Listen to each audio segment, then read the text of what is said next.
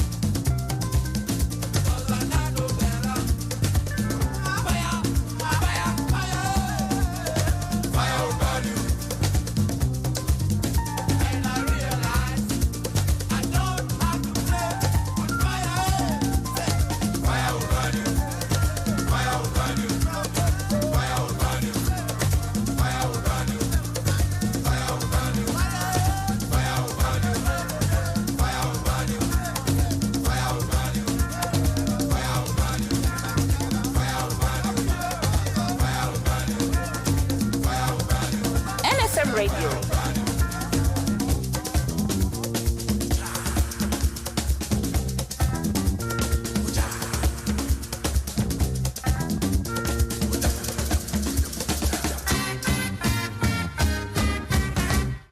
NFM Radio. NFM Radio. Emudaho. Minia, see fire will burn you. I want NFM Radio. Jumedia Mansa Musa ede bro. Ejwada kopem memneda. And on song. Ekopem non do. Listen to Fire Will Burn You on NFM Radio with Mansa Musa Monday to Saturday, 7 p.m. to 10 p.m.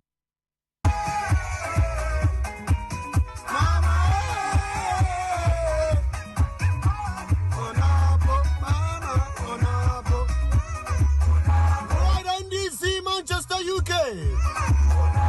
NDC, UK, Manchester. And then so on the 15th of July.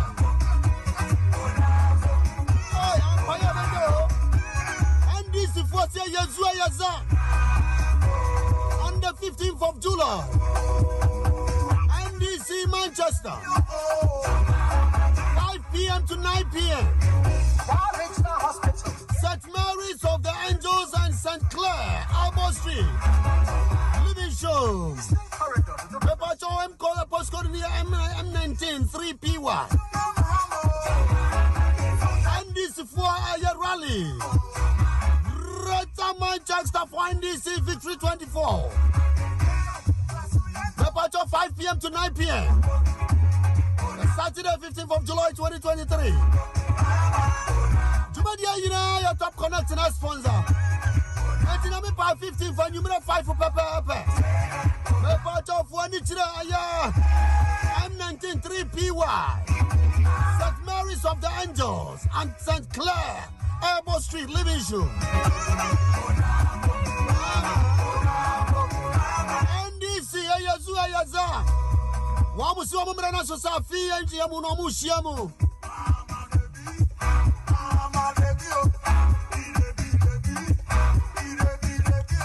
The Greater Manchester for NDC 2023. The Pacho Wamusuamu Yashiamu. Towards to 2024 election. So we NDC in Quadia. The Pacho for Nichira M19 3PY. NDC for Nina. I'm so invite you. I'm colleagues MP before. The population of Greater Manchester, you are invited to come to the NDC really. Greater Manchester for NDC Victory 2024. I will tell you before you know come. PNC come. If you don't come.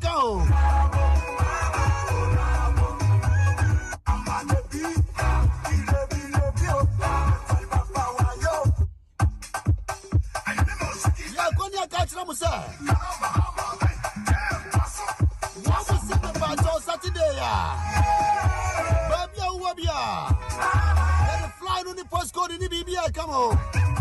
You're the flyer, come on. So no about 15th July, 5 o'clock to 9 p.m. Wherever you are, join the National Democratic Congress, NDC.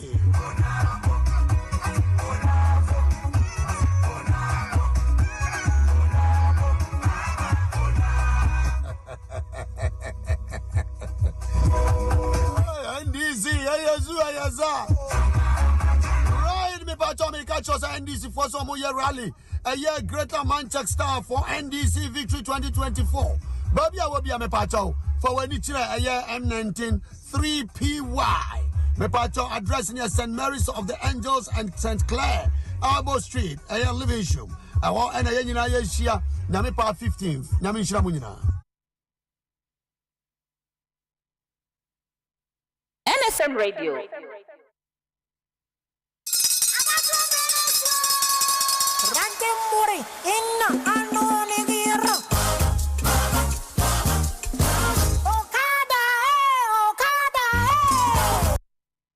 Oyezu oyeza Munua NDC nya ewo United Kingdom na Ireland chapter da mabri so michia na menyu ba bezian abato ho nkomo dem wore nyim na oka kakra na yakoto aba yeze yane mpenyufo a wobohwe party do wo da mi chapter ya meji ho nkomo na menyu ba bezi chairman akwa no ho nkomo da mabri chairman akwa kampenyufo a wo gina there to wando abana wombe chairman nemu chairman akwade ojina ho prekope enti mesraw de to waba na ezama chairman akwa na wabe chairman bo United Kingdom and Ireland chapter usane de okitan hihye bebre a yame na dom na so be chairman a opede ozuboa awo eye member bo United Kingdom na Ireland na NDC party ni na da na dom hihye no mu binyi the establishment of a welfare program.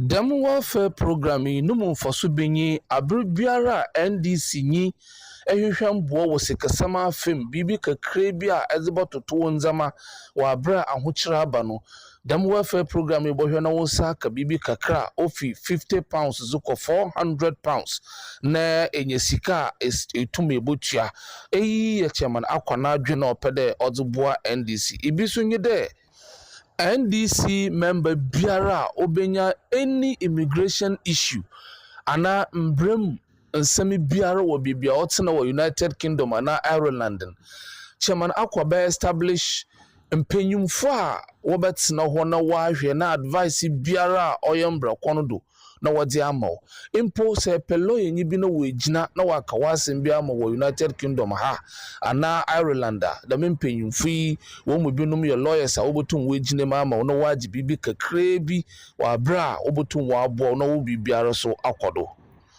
welfare program kuriyara su ya chairman akwa opede ozubobo azi onu so behwe na yenuanum a wo United Kingdom na Ireland nyinara awona woye into event organization photographers awona wo hihye bibia amanfo ye one parties one weddings nyina obaka won nyinara abom dem obeya NDC member biara obenya any event de oye wedding outdooring bibiara no wetu wa bobo na wa ya ama wa bra onkotue sika ti dem a okakafo obi wo paado ana enchen bi na wa baye da madina man chairman akona nimpemfu so bohwe na abribiara any welfare ana any social issue biara oba affect any member biara no obaba obope wechi na bibiara ode wodze mo ana bibiara ode woye na wodze bo program wa kodo no wetu wa yendam na ahomka wa ba welfare program ye bibia se nyamobo na se chairman akwa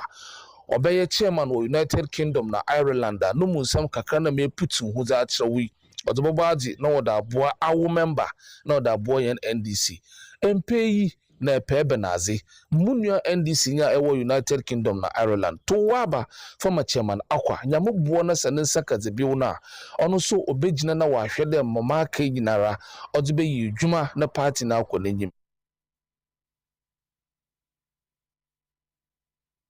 National Democratic Congress NDC enwonnyam former ne mema mo UK ni Ireland chapter no ya yetienie gena so say yebeto aba eyi chapter chairman fofo na hwede chine no mumru koto on so enyonyam for Dr. Joe Ajimai the restoration man the father say e be party no enim kan odi amonyesema kotile yie ne wetu ni hwesi wo performance soro nkoso oni mu adwumade de e fa ne hotitiru na esine nan so nwade bebre no de egu akwemu a obeye de amaye bini se o sigina ye esiko no dwumade bia mechire party office na odisika £3 empemenum na ato ase eye £5,000 osanjwe maguo ne mama ho so £1,000 na ebe show mu dwumade mu kina na esigina ye dodon so a mechire afoforo omobetro mudin abeka party ne ho de omombra kura o omose beka omudi card ententem so na atwe adom abeka ye ho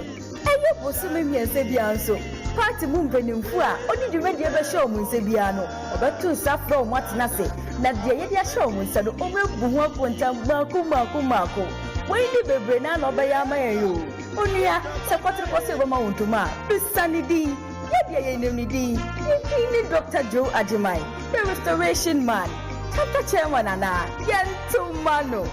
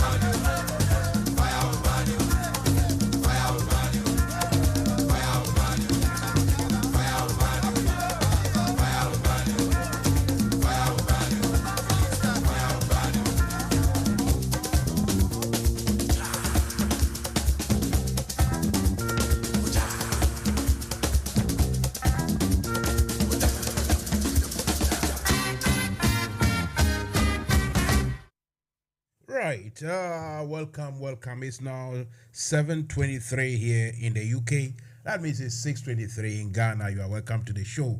Mansa Musa, I am very, very busy here in the studio, trying to work out so many things, trying to understand, trying my best to understand. In fact, I am trying to restrain myself because just news flash that I got that the ECOWAS court has actually thrown out a case against the Ejapa royalties. A group of three pressure groups, two of them sent the whole Ejapa thing to ECOWAS court. That means they sent they sued the Ghana government at the ECOWAS court. And shockingly, the ECOWAS court says the Ejapa is good. The Ejapa deal that will allow a government, a group of people, to send our gold, to take our gold and give it out for a fee for the next 15 years or so, where we don't know, we as a nation don't know who actually handles our gold and for what price, at what price, and everything. ECOWAS court says it is good. Ladies and gentlemen, welcome to Fire Will Burn You.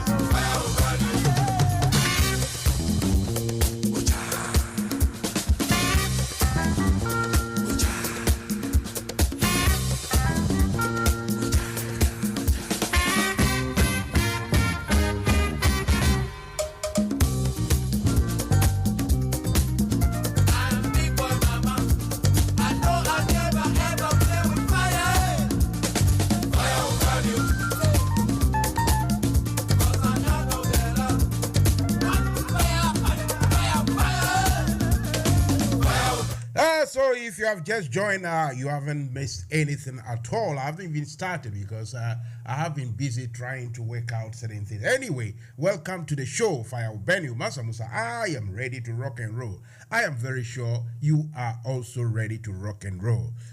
In about, let's say, 33 minutes time, about 8 o'clock here in the UK, and it will be 7 in Ghana. I'll be speaking to a lady who happens to be the country director for the what do we call them? The Amnesty International, based in Ghana. And, we'll ask her questions about the work of Amnesty International in, Ghana and elsewhere. In fact, we have to remind ourselves that, look, the Amnesty International is not only just about it's sort of protecting only people we don't like. Sometimes the things they try to fight for, it is for our own interest. It benefits all of us. So this lady called Genevieve Paddington will be here in the studio. No, she won't be here. All the way from Accra via the phone call. We will discuss with her what Amnesty International is all about, what they are doing, why maybe sometimes they step on the wrong foot and sometimes they get, all the public opprobriums and international sort of criticism here and there. So, yeah, a brave lady, very clever, intelligent young lady. So we will find time, we'll get really up and coming, and we will discuss stuff with her. Meanwhile, for my personal monologue, I want to talk about the news, the leak, the news that a group of police senior officers either they met or they had conversation, and the conversation it transpired. It has revealed. It has been revealed that the conversation was all about a plot, alleged plan or plot to unseat the IGP, the Inspector General of Police of Ghana, be removed, because according to the story, according to that leak, these officers, at least one of them, worried that if Dampare should stay in office till the 2028 general election, Dampare, I think he's been seen, or he has shown to be want to be in the straight and narrow, stay in the middle, and make sure that no one will get undue advantage. So I think they have now read his tactics or his mind, his ways, and some of these officers who apparently support or sympathize with the NPP party, they want to unseat Dampare, the IGP, so that whatever manipulation that is planned or is planned for the election coming 2024, they can carry it out.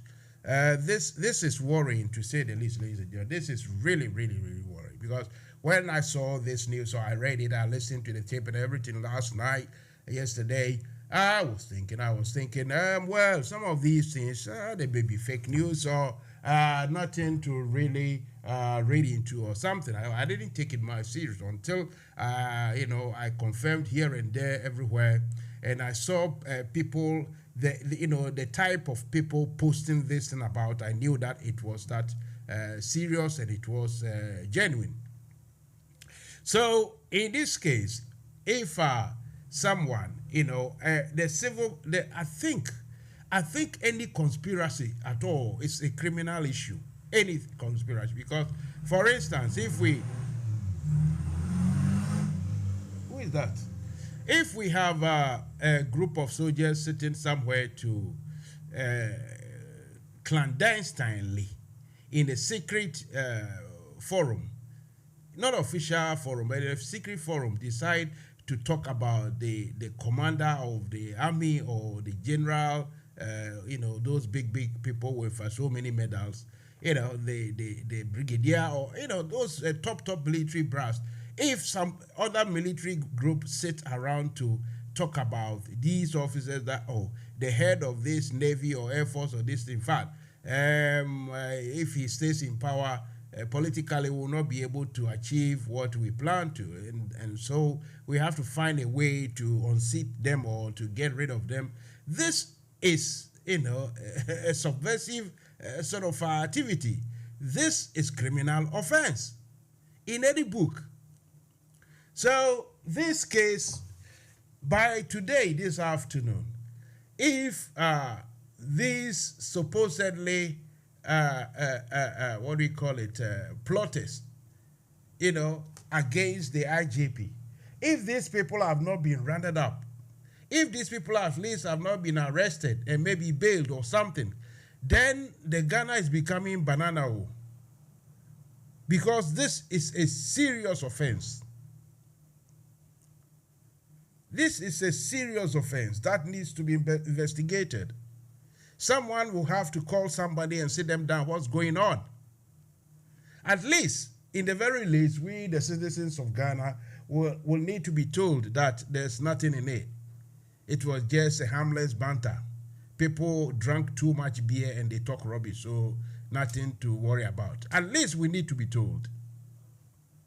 This isn't right at all. This is not proper. So we will discuss that in detail, seriously.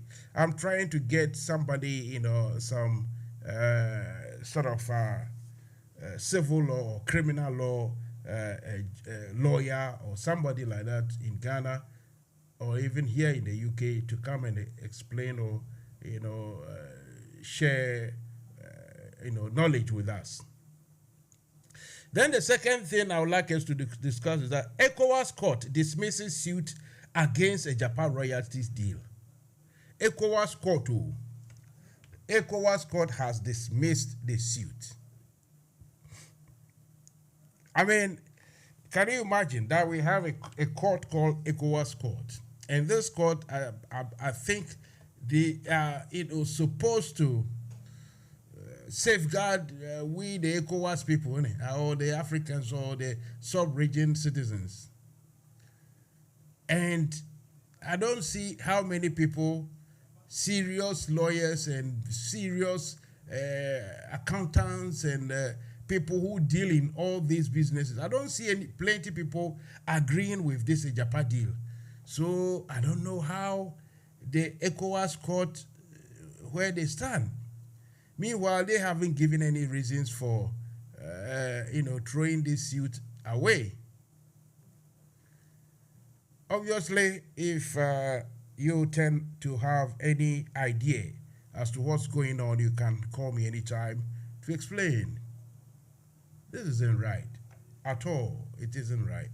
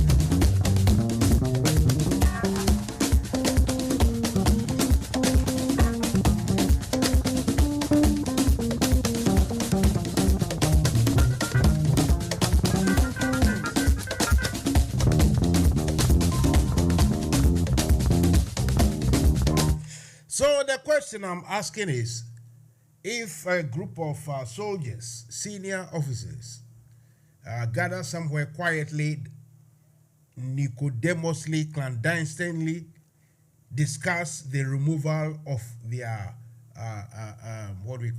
their leadership, is this not criminal? Is this not treason? That's why I'm asking. Those people, those officers who are supposed to have gathered to discuss the removal of the IGP, are they still in situ? Are they still in their offices? Have they not been arrested yet? I want to understand this. And if Akufo-Addo and his government doesn't want us to think that they know something about this, the Attorney General, the Office of the Special Prosecutor, wherever, the CID boss, whoever, those people, they should get the officers arrested immediately. I am very sure that is what should happen. Let's listen to this. Long time. Yeah, long time, right?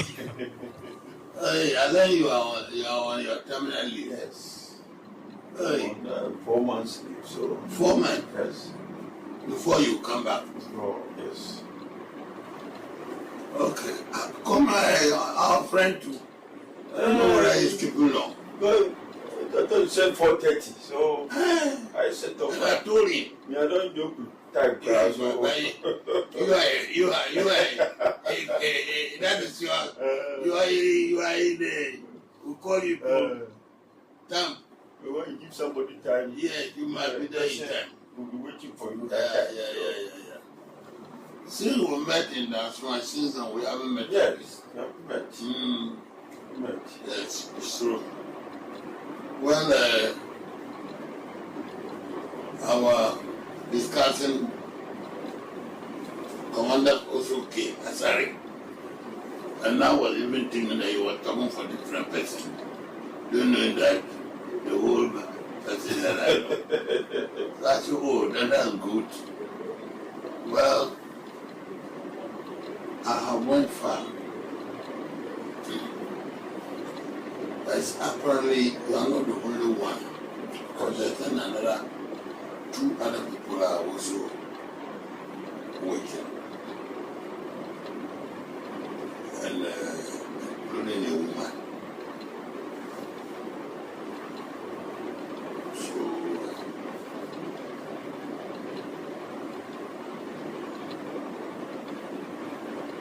since you have the upper hand,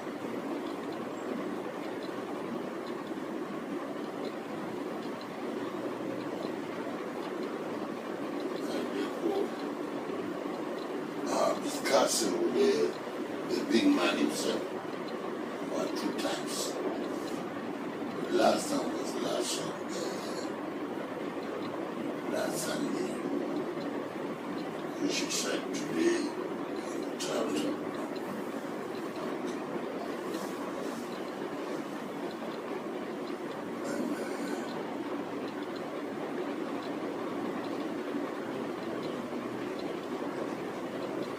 Do it. Say to you can't do it alone. You get some people not immediately from the place, but some people who are also matured in that level.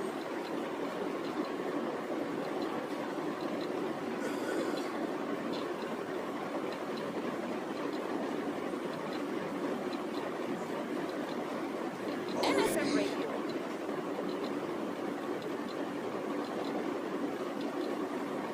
You want to NFM Radio. bring some people at that place up.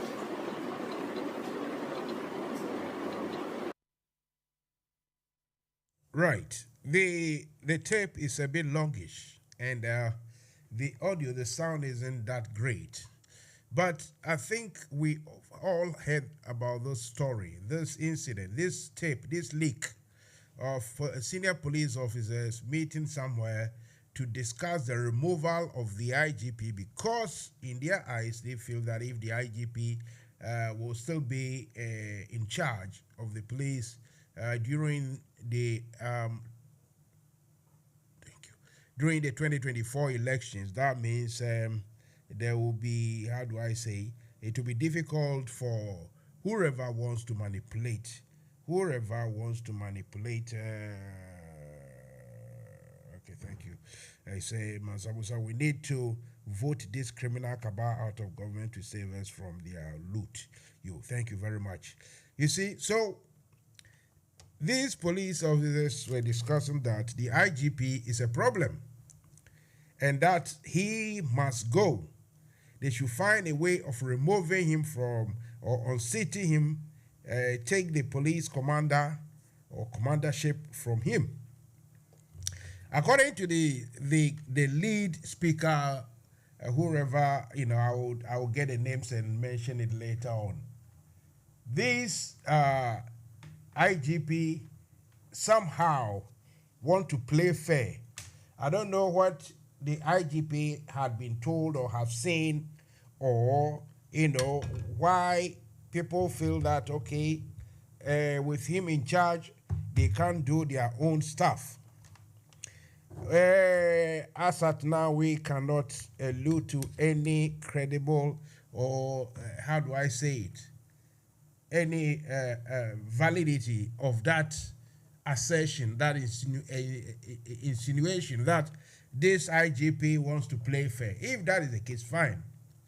But just the mere activity, that action of police senior officers or junior officers or military senior or junior officers meeting somewhere to, discuss a plot, against the command, the leadership, this should be treason.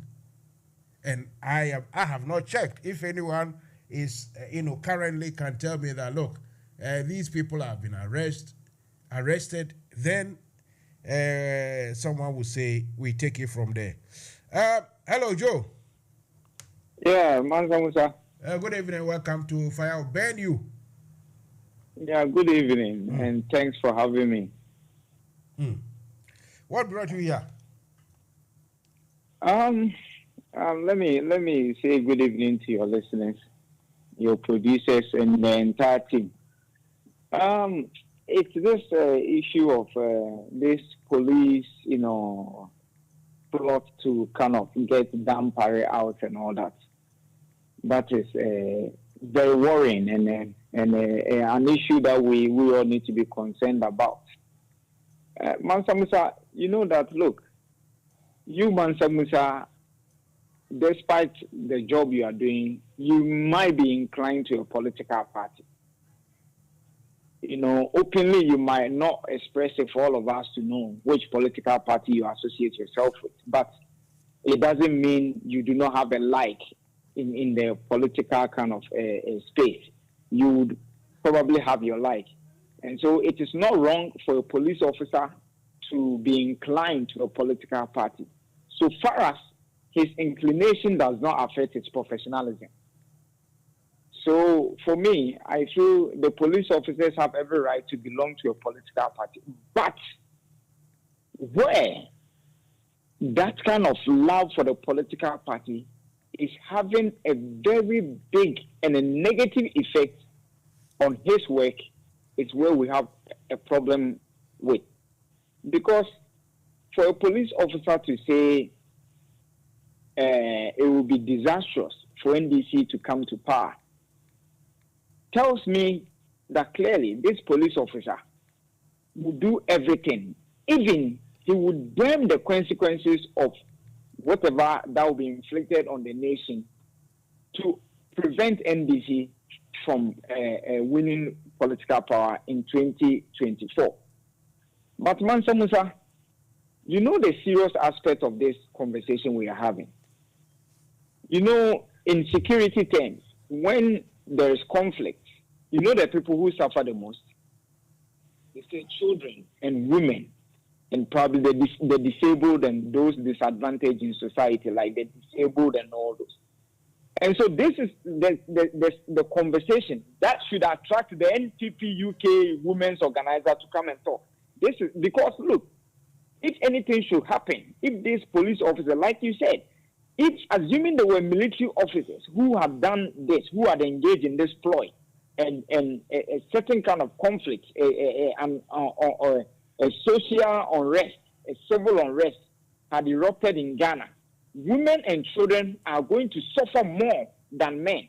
So this is where we need women, like the UK MPP Women's Organizer, who had the guts to talk about Mutala. She should be issuing a statement about who sacking these police officers. Now, that is my worry. That now all of a sudden they are all silent. Nothing is happening. that police officers allegedly belonging to the MPP are against the professional work and the professionalism exhibited by the Commissioner of Police. And so today in Ghana, if you're a police officer and you do your work diligently with professionalism, with the ethics, you are the enemy of the state.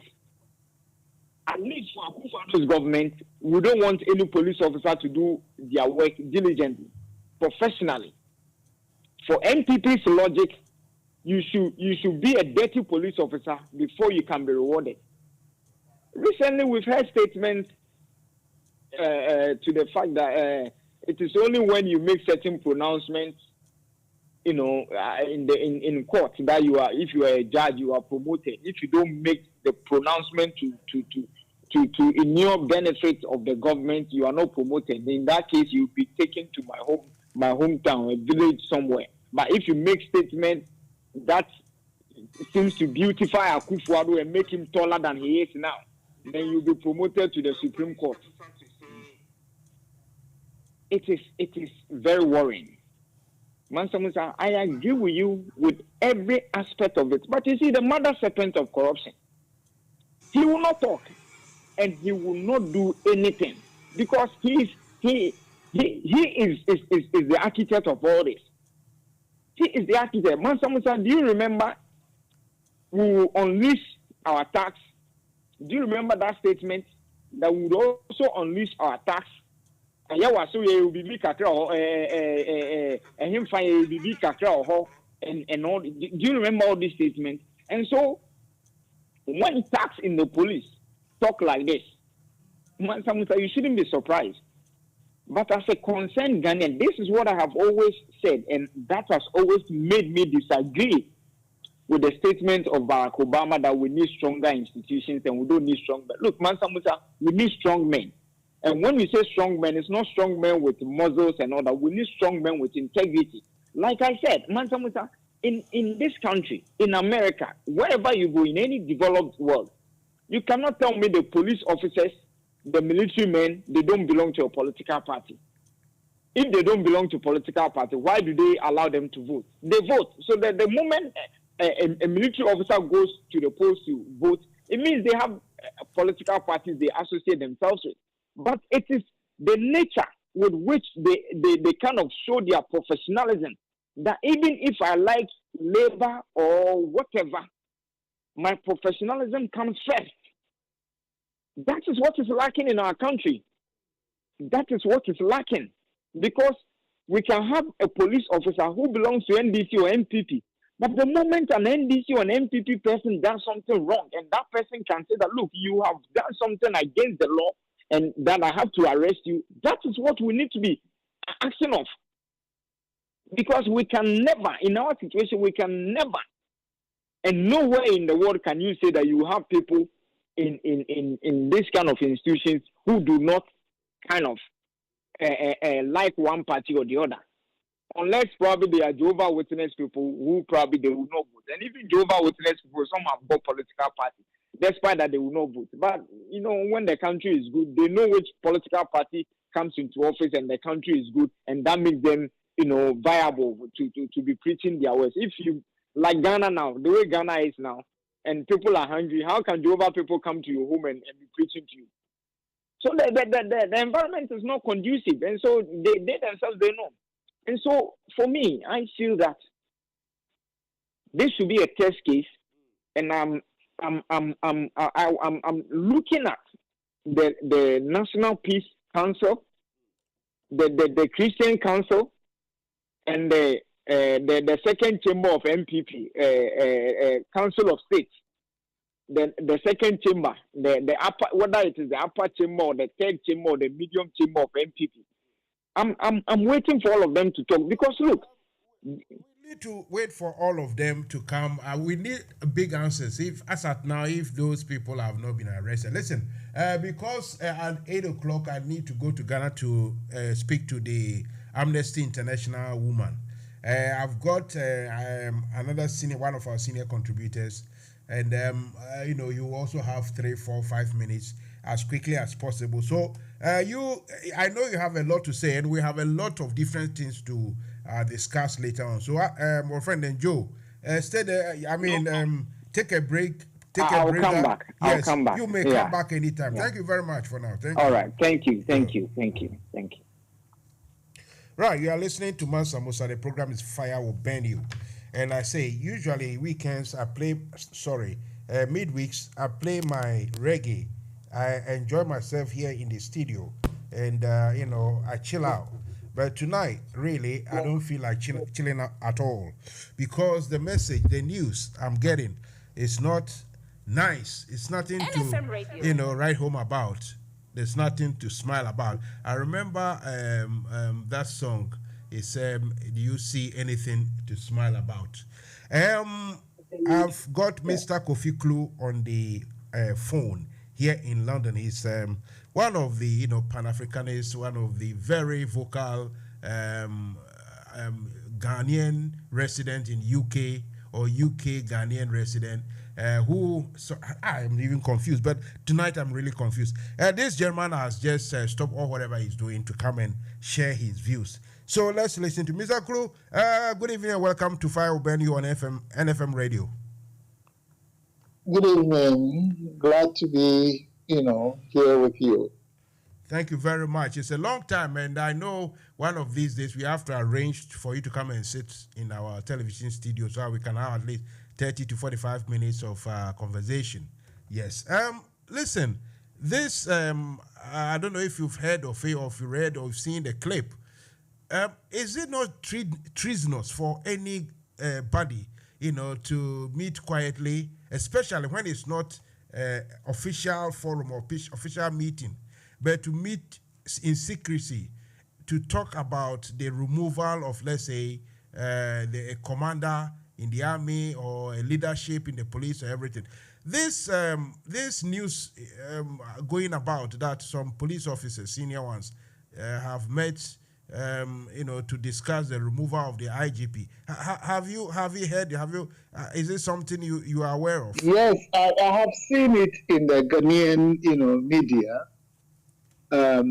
but it is not surprising in the kind of lawless country that the corrupt tyrannical regime of Akufo-Addo has turned Ghana sadly into. Nothing of this nature should be seen as surprising. But then it doesn't mean that we cannot look at it from even the perspective of law in Ghana today. As a treasonable act. This is conspiracy to subvert, the constitutional order and, demands that the culprits involved must face the full rigors of the law. Because the current IGP, whether we like it or not, has been duly appointed, according to the existing, law and rules and regulations, particularly of the police service, he can be dealt with according to the law, and any surreptitious attempt that any group of people, without a constitutional mandate, without any legal locus, to want to remove the IGP, particularly because of, the orderly performance of his duties, to the country and to the people and according to the Constitution. This is a crime and has to be, treated as such, and the culprits, have to face the full rigors of the law with due process. So, the question is, are you surprised that, for me, I don't know, maybe you are very current more than I do, that up to now, those people allegedly to have met to do, carry out this subversion, as you say, that they have not been arrested, brought in to answer questions?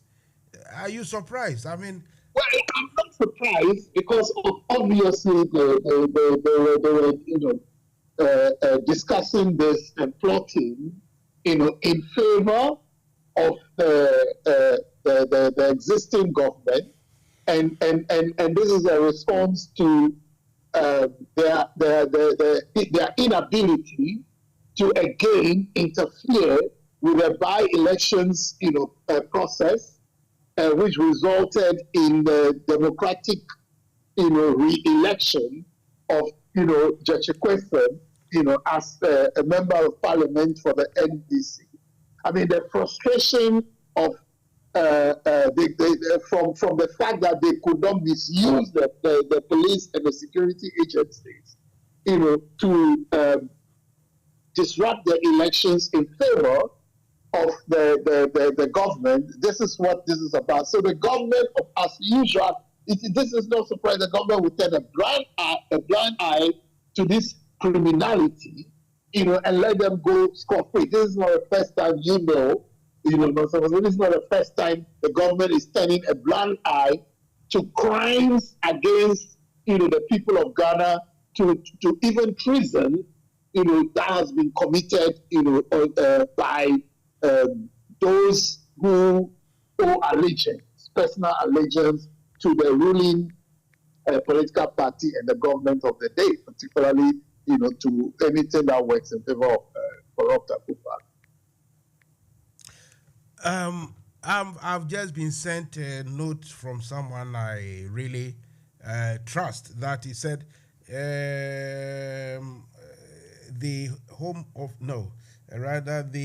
Interior Minister has announced in a press conference that no cause for alarm, and there will be no investigation.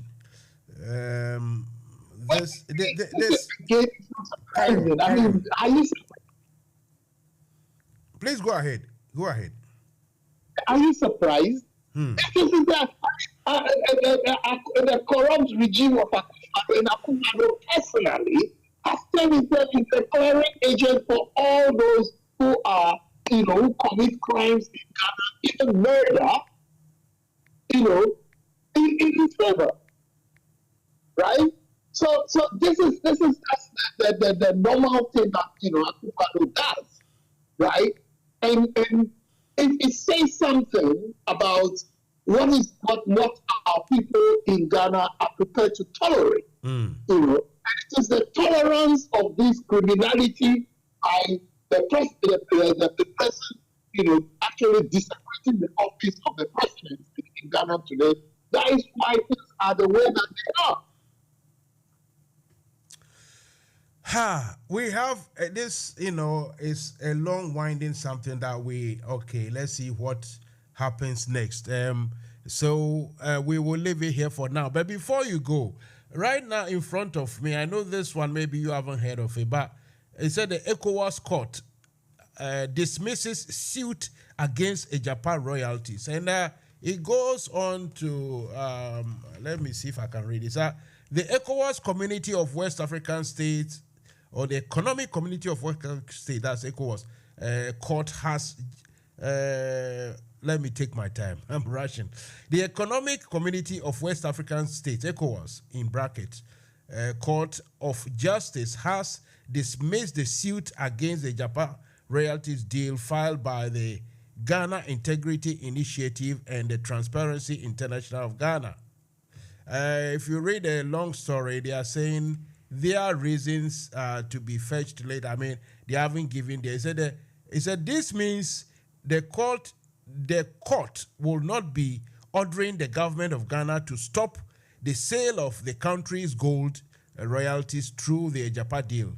The court dismissed all the reliefs of the plaintiff, the Transparency International and its subsidiary, the Ghana Integrity Initiative, during a virtual hearing. Today is, was it today 11th or yesterday? Yesterday, I think it was yesterday 11th. The court is, however, yet to give the reason for its judgment. Briefly, what do you say to this? again, this should not come as any surprise. The courts in Ghana, as in West Africa and in most parts of Africa, actually, don't serve the purposes of justice, right? They are for the highest bidders, and they are for those who can muzzle their way, particularly with, reactionary violence to intimidate people and have, judgments, in their favor.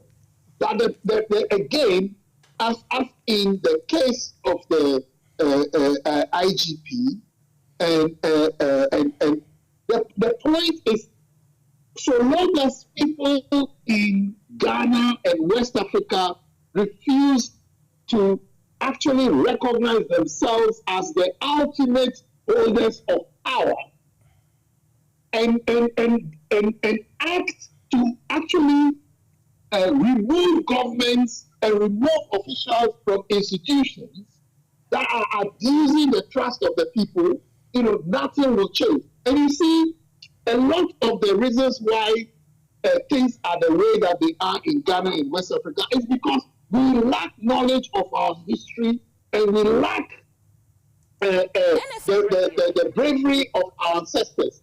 People forget that in 1907, around 1907, the Kwaru Asafo Ache, the leaders of the Asafo companies, took action against the paramount chief of Kwaru and removed him from office and took control of the whole of Kwaru and ran it, as a people's government. Okay? So there are many precedents in our history in West Africa, which we should be drawing from. If we knew our history and we knew who we truly are, and don't get fooled by the colonial distortions of our history, which keeps us, behaving like cowards, incapable of doing anything to wield our own true African people's power, then this nonsense will keep on happening, right? Because in this instance, people should march and throw these judges out of these courts and enforce the will of the people. And ultimately, as somebody who is a lawyer, right, I know for sure that law is the will of people, right, enacted into legislation. It is does not descend from somewhere else. And if, like the courts in Ghana, including the Supreme Court and now the ECOWAS court, they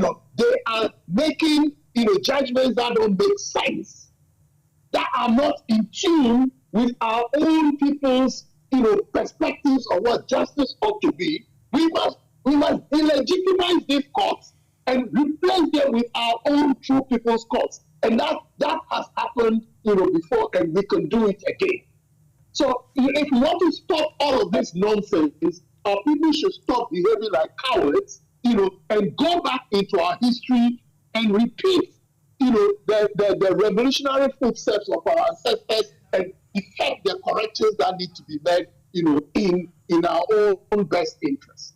I don't know who will dispute this, who will argue with you, who will argue against these thoughts. Anyway, finally and briefly, I don't know if you found time in space to read my little piece yesterday. I wrote it in anger because when I read or listened to the news on Al Jazeera about this ECOWAS heads of state meeting at Guinea-Bissau to find solutions to our problems in West Africa, blah, blah, blah, blah, blah. I'm looking at them shaking hands, feeling big and everything, and I'm thinking, where are we? Why are we like this? Like I said, I wrote it in anger. Ask but again, my brother. Why are we like this? No, you see,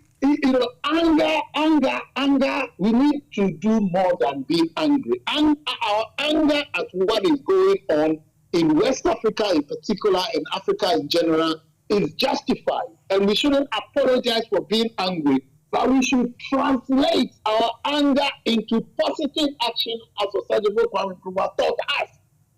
And if we were translating that anger as other people do across the world, the mention of Osagyefo's name alone, the mention, positive action, my senior brother, the mention of Osagyefo's name alone must bring this to a very, how should I say, rather joyful, peaceful conclusion. I am already satisfied. Believe me, we will have a lot to discuss, especially with you.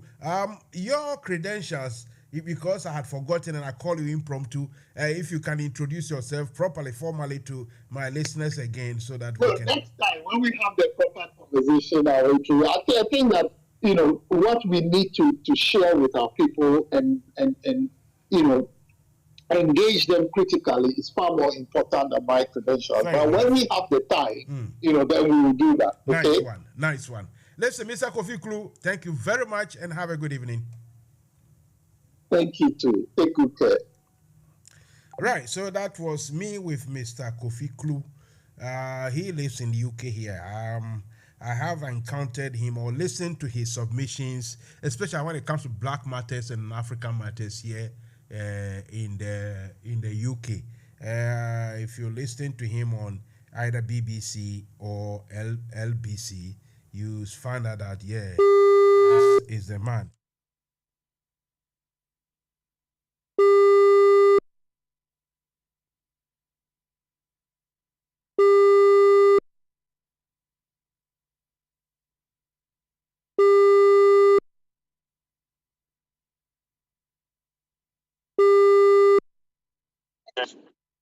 Hello.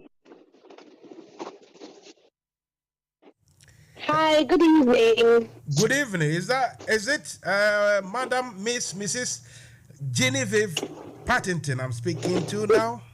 Yes, this is me. So should we say Miss or Madam?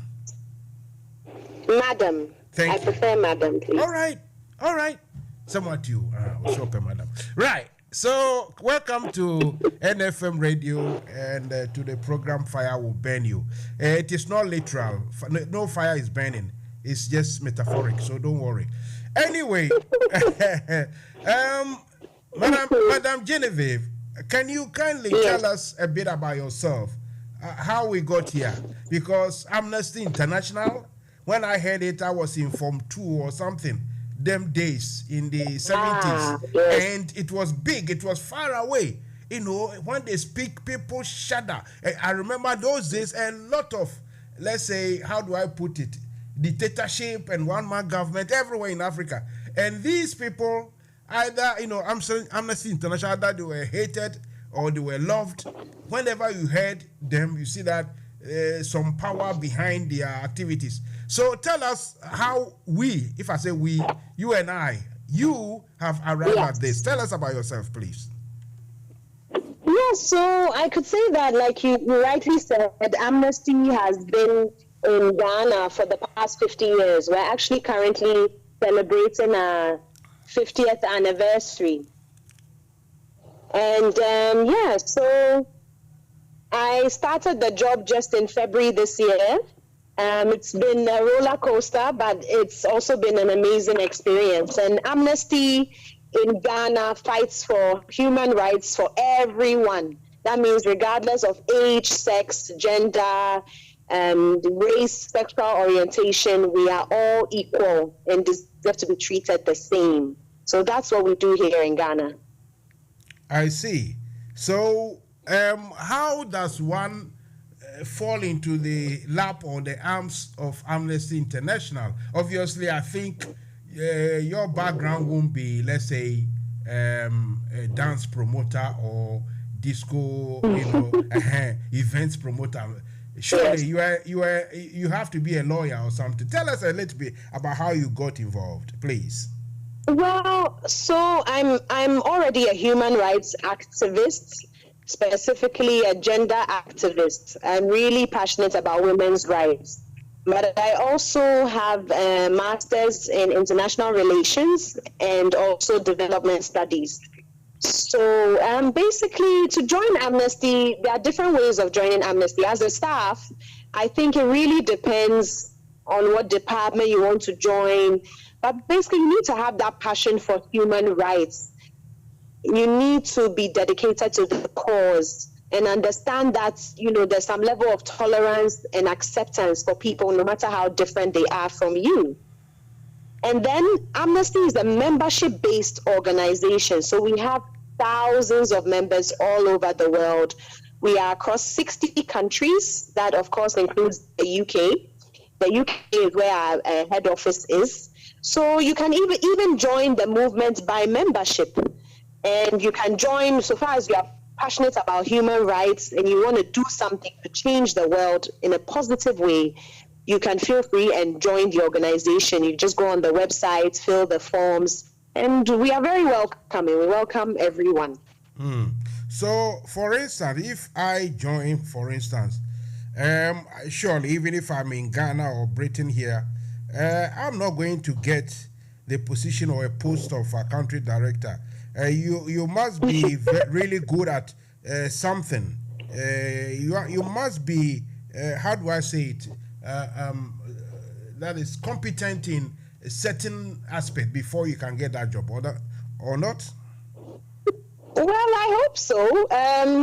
So I went through a vetting process. I'm not a lawyer. I don't have a law background, but I'm currently studying international law just to help me with this job. It will really support me. But yeah, there are lots of lawyers, there are academics, there are all sorts of people from different walks of life that are part of the Amnesty network. I see. So you say you are of the, what we call it, a gender advocate. What exactly, in a layman's language, what does it mean? So basically, I push for gender equity and gender equality. So that simply means that I'm passionate about women's and girls' rights, but I'm also, balancing it out. Being a gender advocate doesn't mean you just concentrate on women and girls. It means you also involve the men. And we look at different issues: forced marriage, teenage pregnancy, forced abortions, domestic violence, rape, sexual consent, just anything that affects, the society in general. And all those things that oppress women in a way that hinders their socio-economic progress within society. So we look at all those things, and we even look at menstrual health at Amnesty in Ghana. We look at menstrual health. We are working on several bills in Parliament in terms of advocacy.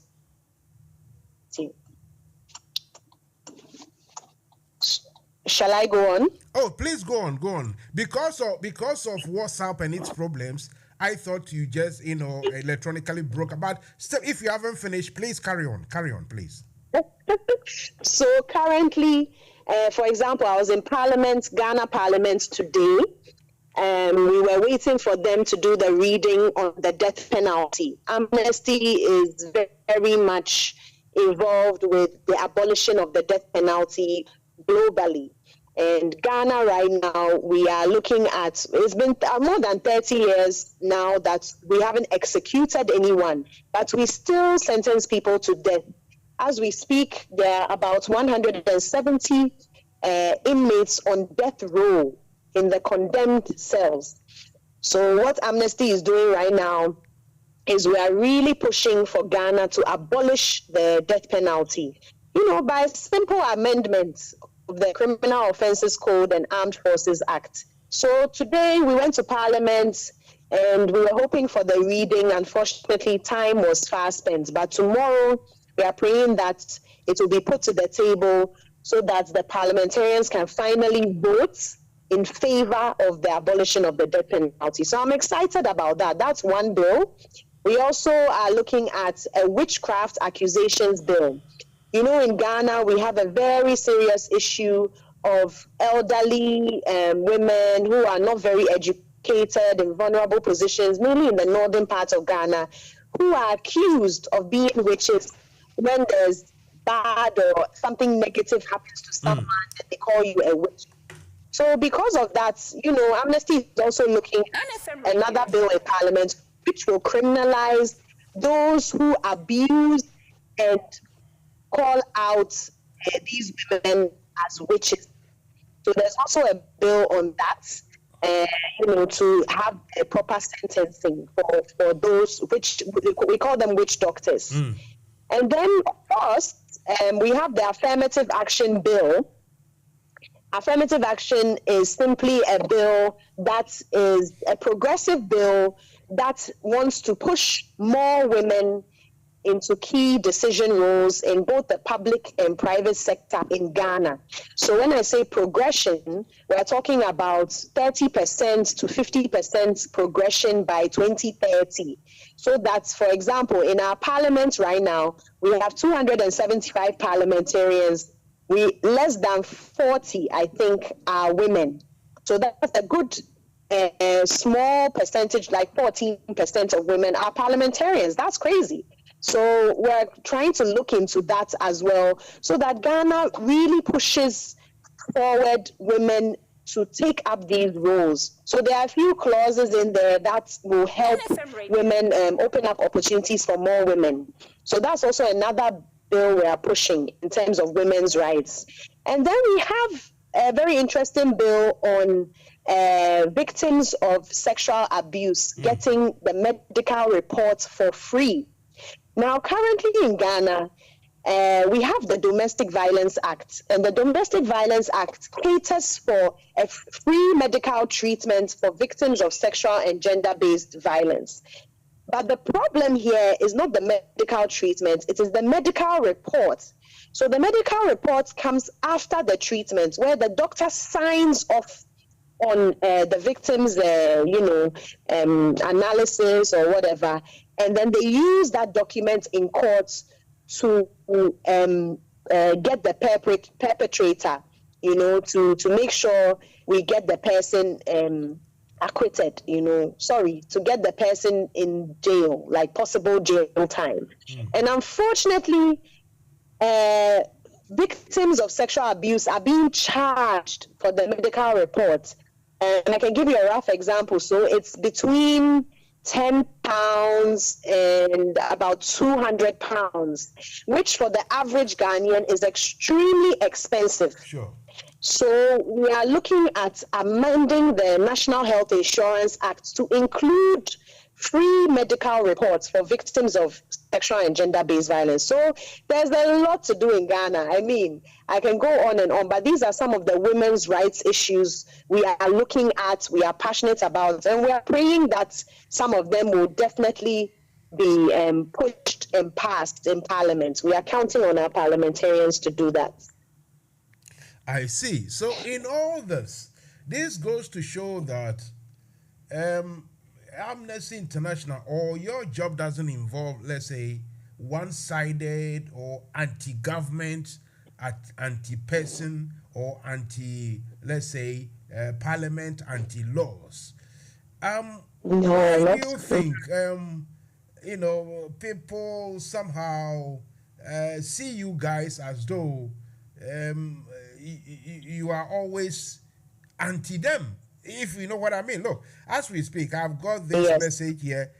So you want us to listen to her, right? She's against Ghana for passing the gay bill. We don't have time for her. Why? You see, I mean, this sort of response. Some people really think that Amnesty International, obviously, when I was growing up, I thought they are a bit too Western or too neoliberal for me myself. But when you delve deep, you will see that it's all about human beings and their safety, safeguarding the freedom of choice, freedom of this, human rights, everything. Why do you think you don't chime or you don't get to the love side of society? Well, because we're pushing for human rights for everyone, and not everybody is going to agree with that or what you're doing, which is normal.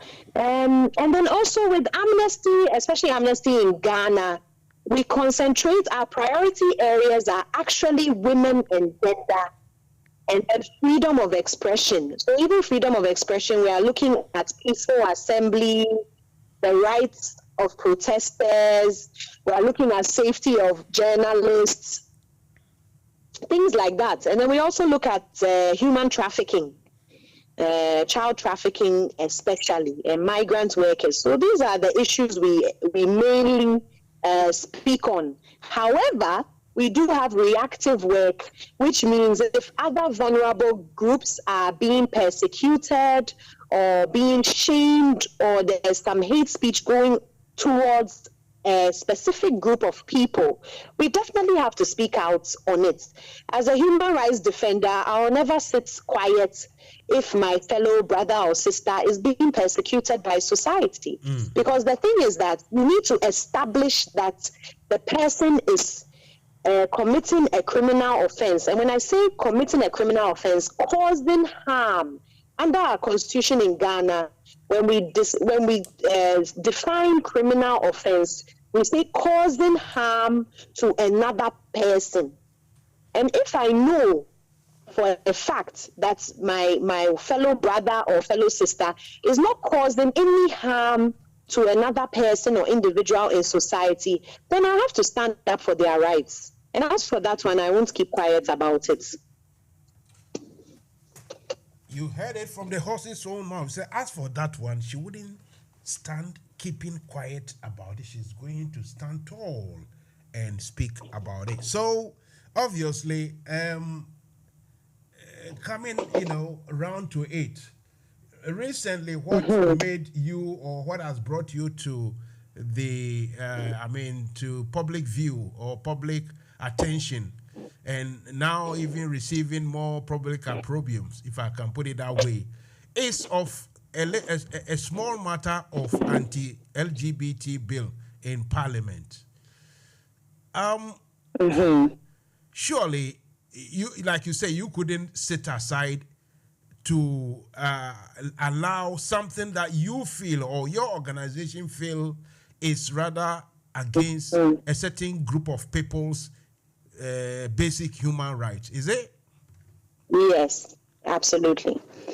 So with the anti-LGBT bill, I think people are not understanding the core problem.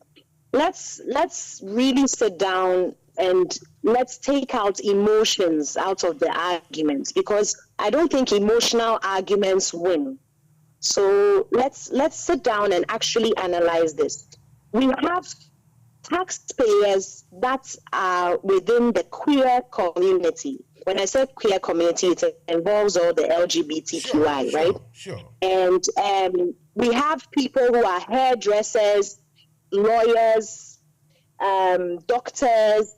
These are people we know. They are human beings. I think we need to understand that first before even reading the bill. Now, when you look at the bill in particular, it is saying that those people are committing a criminal offense. Therefore, they must go to jail for a period of time. So let's take out culture. Let's take out, I don't agree with this. I don't subscribe. I don't support the queer community, which is also an opinion which is okay for people to have. I think everyone is entitled to an opinion. And it's perfectly okay if you are not okay with that community because you have your views, your values, your culture. That's fine. But the moment you decide to persecute others just because they love someone of the same sex, that is where we are wrong. Just because they are within the queer community, you want to criminalize them, take them to jail for a period of up to 3 years. That is what the current bill says. So think about it. Maybe you have a barber, maybe you even have a relative, a friend you know. The bill is saying if this person behaves in a certain way and identifies with the queer community with enough evidence, the person can go to jail. So this is what I have a problem with. I see. So, and I think everyone else should have a problem with that. Let's see if everyone because else. It's not right. All right. Let me sit here and play my devil's advocate and see if everyone will be. The point is, you see, what you have just explained, it is the society seeing certain activities as wrong, as damaging, as not right. You know, I will say you and your people. Okay, so does it warrant jail time? I will let you speak. Okay. You see, I think you and your people are in a nice way. I mean, your group, have not been able to demonstrate or to prove to society that, no, society, you are wrong. What they are doing is nothing wrong. It's not a criminal thing. They are not doing anything wrong. That proof has not come. Society believes this act is wrong. So how do we balance that? I mean, how do you convince those of that mindset that this act, look, whether you like it or not, it exists, and they are not harming anybody, and it's not wrong? Have you done that? If you haven't, then it is very difficult to tell society that don't promulgate laws or don't say that this is wrong and that you cannot make laws against it. You see where I'm coming from? Also, I completely understand where you're coming from, and you have valid points. However, again, you say this is within society, so you can't change people's minds overnight, unfortunately. It comes with social behavioral change, and that's not something I can do. Somebody can hate gays, somebody can dislike the act, but there's really nothing much I can do to change that person's mind. Do you understand? Because that person's mind is mostly made up. But what I can do is just make sure these persons are protected and enjoy the same rights I enjoy. That means there's no hate speech towards them, and that means they don't go to jail. So my whole point is that, fine, you are against the queer community, but does it warrant jail time? I think that is what society needs to ask. Does it warrant jail time? Just when you came in, this man, Inusa or Anusa, maybe spelling mistake, but I think it's Inusa. He said, Mansa Musa, ask her, Britain, is it really fair to jail me if I do polygamy, marry 2-3 people, because it's against the law in UK? You see, this might sound a bit trivial or childish or simplistic, but that is, that is an argument to make, isn't it? I'm not sure it is, because I think polygamy is a very different situation, and people are practicing it anyway in the States and all over. So I'm not sure that is a valid argument. The fact that it's against the law to do it, and that if you are really caught, like you said, it's happening maybe quietly, but if you are caught and officially, it's in the status book that it's against the law, you can go to jail. So it is the law. How we are going to maybe practice it or in practice make it work is the problem we have to think about, isn't it? I'm sorry, come again. What I'm saying is the law, it is the law people are talking about. You see, polygamy, like you say, may be different, but it is against the law to practice it in, say, UK. And it is in their status book that is the law. So if it's in our status book that anti-gay or gayism or whatever queer is against the law, maybe what you guys have to do is to ensure that the law will not be abused and just throw people into jail left, right, and center. Or you think I'm being too simplistic? Yeah, but that's also, with every bill comes financial implications. So already our prisons are full by a 50% capacity, as in they've gone, it's double full. And we're already trying to decongest the prisons. We're trying to get people who have done petty crimes to be turned into non-custodial sentencing and things like that. So, I still don't, for me, I feel like you can't compare polygamy to, someone having their rights within the queer community. I don't know, and I have to be honest, I don't know how to answer that. Fair enough.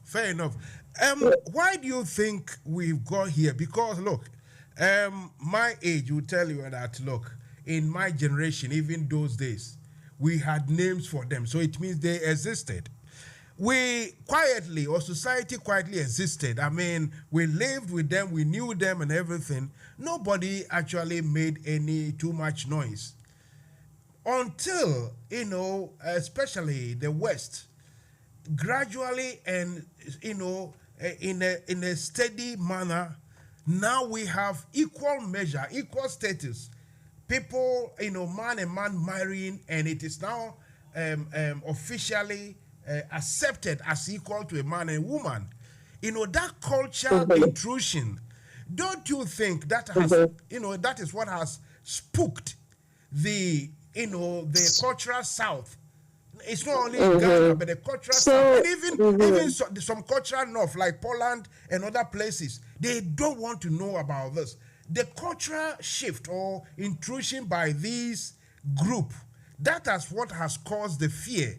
It has scared that the societies we are talking about, for them to now go full attack against these activities, isn't it?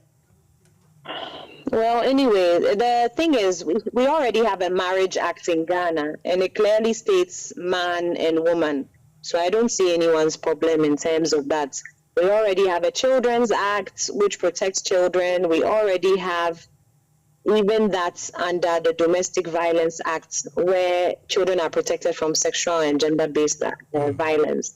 So sometimes I feel like the bill itself repeats some of the things. It's also problematic in terms of law. I'm looking at law as well, not exactly culture and things like that. In terms of law, it actually goes against our 1992 Constitution. So it's like, it kind of confuses what we currently have versus what we are trying to do. So that's one. And two, I think we are not understanding something, because some people use Saudi Arabia as an example.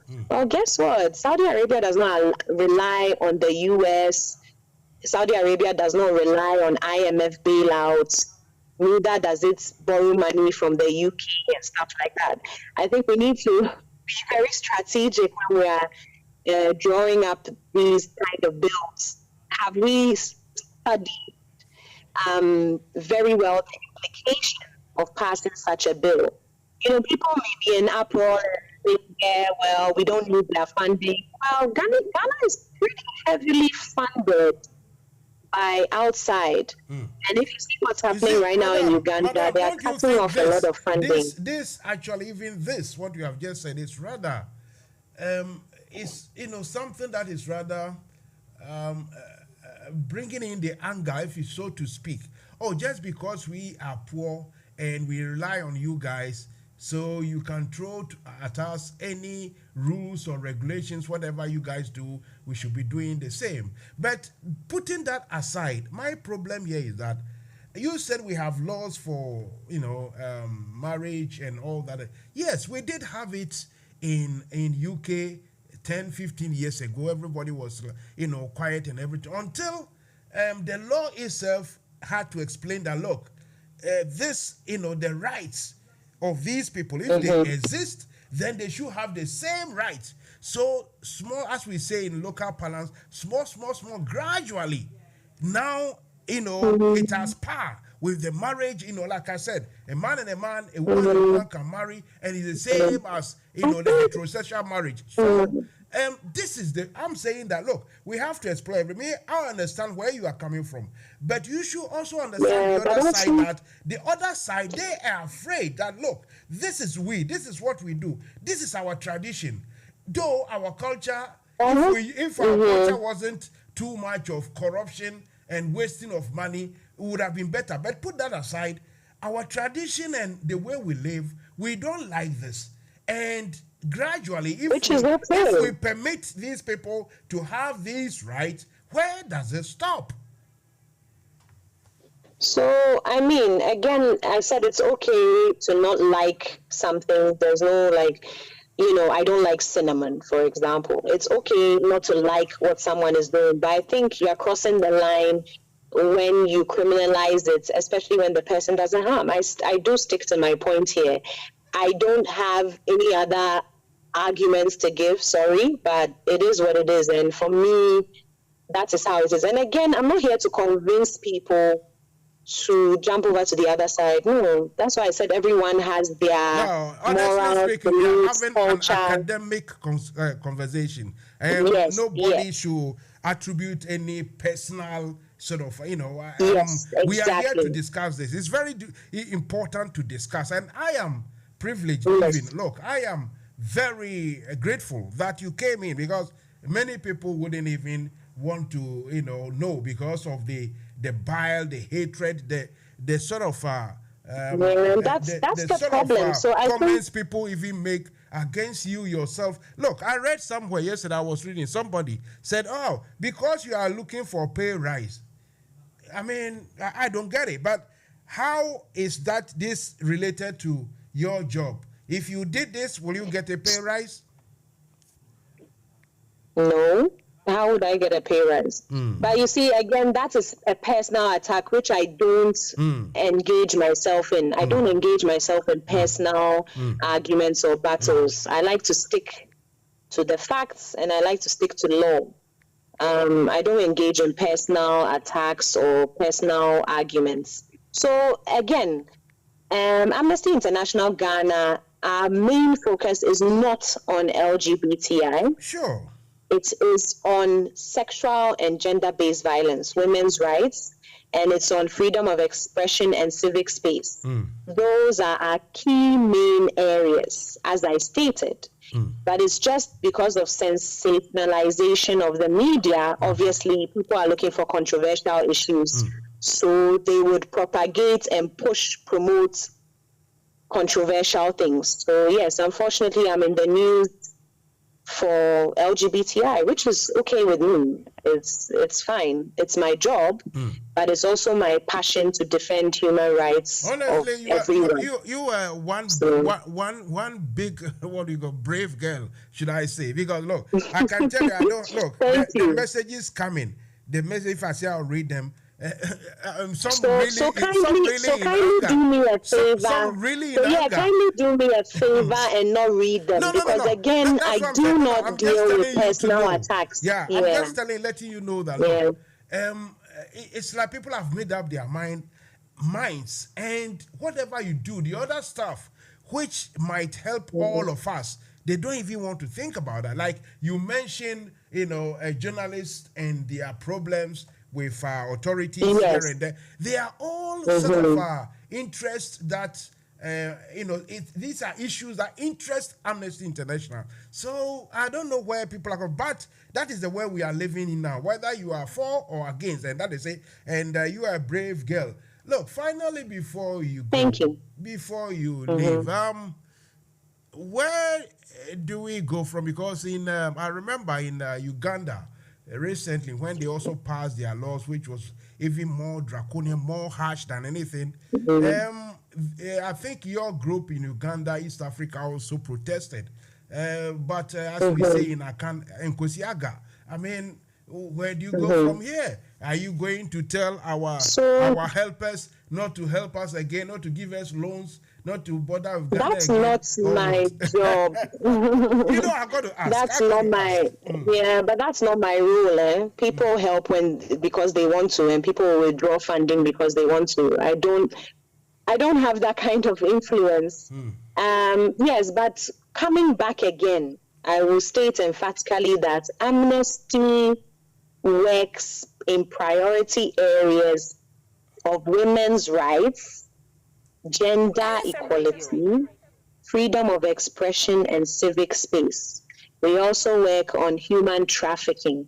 So I would like us to concentrate on those issues, because those are the key areas that interest Amnesty International. Again, I keep saying the media will not put out our work. Today I was on TV Africa. I did not talk about anything LGBTI. It was all about women's rights. But go and see whether let me finish. Go and see whether that was viewed or aired how many times. Meanwhile, we are doing a lot of work in that area. So I think people should also, if you want to bash us for something, commend us for the things that we're actually spending money on and doing work on. Why Uncle Mansa Musa, I don't think it's fair. That is why Uncle Mansa Musa is here, because, look, for whatever it is that I personally am not in favor, I still understand where you are coming from. It's your job. Like a lawyer defending even a criminal doesn't make the lawyer a criminal as well. So for me, I understand personally, but you have taken on a very serious job as it is. And I will give you the chance again to tell us that which of the areas have you succeeded? About child trafficking, because when it comes to child trafficking and this thing, it hasn't stopped that much. Look at the way our brothers and sisters, our cousins and nieces and nephews are being treated now in Tunisia. I mean, it's also part of the African Union. But look at the way our people are being treated everywhere. And I know Amnesty International is dealing with all these problems. So with this platform, tell us the good things that all what you are doing is good. But in the eyes of we Ghanaians, tell us the good things, other good things that you are doing that we might not be aware. So I'll do that. So again, I was telling you about the witchcraft accusations bill. We are part of a coalition on that. We are looking on how to draw up some comprehensive plan to reintegrate those who have been accused as witches back into society, while eventually closing the camps. It's going to be a slow process, but we are part of this consultative process. We are also looking at sexual and gender-based violence. So we've been part of the review of the Domestic Violence Act. We do a lot during 16 days of activism for sexual and gender-based violence. We also look at menstrual hygiene. So we go to schools. We're very involved with tertiary schools and high schools. We do a lot of education and raising awareness on menstrual hygiene, and also looking at teenage pregnancy. So, as usual, like every other INGO, we partner with the Ministry of Gender. We are in various coalitions pushing for different changes in Ghana. And then in terms of what we do is that sometimes our office, we get case by case basis. Maybe someone felt their rights were abused. Like, for example, you said some of our brothers and sisters who are in Qatar are being abused as migrant workers. So whenever we get cases like that, we refer them to SHRAJ, the Commission for Human Rights and Administrative Justice. So we partner a lot with SHRAJ in terms of the individual cases, so that those who are suffering from human rights abuses are able to get access to justice. We work with so many organizations, even on prison conditions. We are looking at how to increase the feeding fee for prisoners. Because currently in Ghana, it's 1 cedi 80 pesos per day per prisoner. And we all know that kinky in Ghana right now is even 5 cedis. So you can imagine how these people are suffering. We're also looking at non-custodial sentencing. So we are working with the Chief Justice and Attorney General's office in looking at non-custodial sentencing. So what that is that those that have committed petty crimes will do community service instead of doing jail time. If you've stolen a goat and you are a first-time offender, you don't go to jail. You don't go into the main, like in Sawam prison and things like that. I will beg you not to fight for community-based sentence for. We know people in official positions who have amassed wealth, big ones. When the time comes, they won't do community sentencing. They will do proper. But someone has just sent me this message. Please ask her. We didn't hear of amnesty when the Nigerian government shot about 12 people during the SARS upheaval in Nigeria. Oh, And also, they actually did. Let me explain. We say also ask her what the Amnesty in Ghana said or did about the 8 people shot during 2020 election. Okay, I remember. Okay, so I mean these two things. Someone is asking you. Yeah, those are very specific questions, and I'd have to check. I always say human rights is huge, and it's like there's just so much for us to do. And I'm sure, because what we usually do is we do a lot of lobbying, issuing of statements, and then engaging with the parties involved.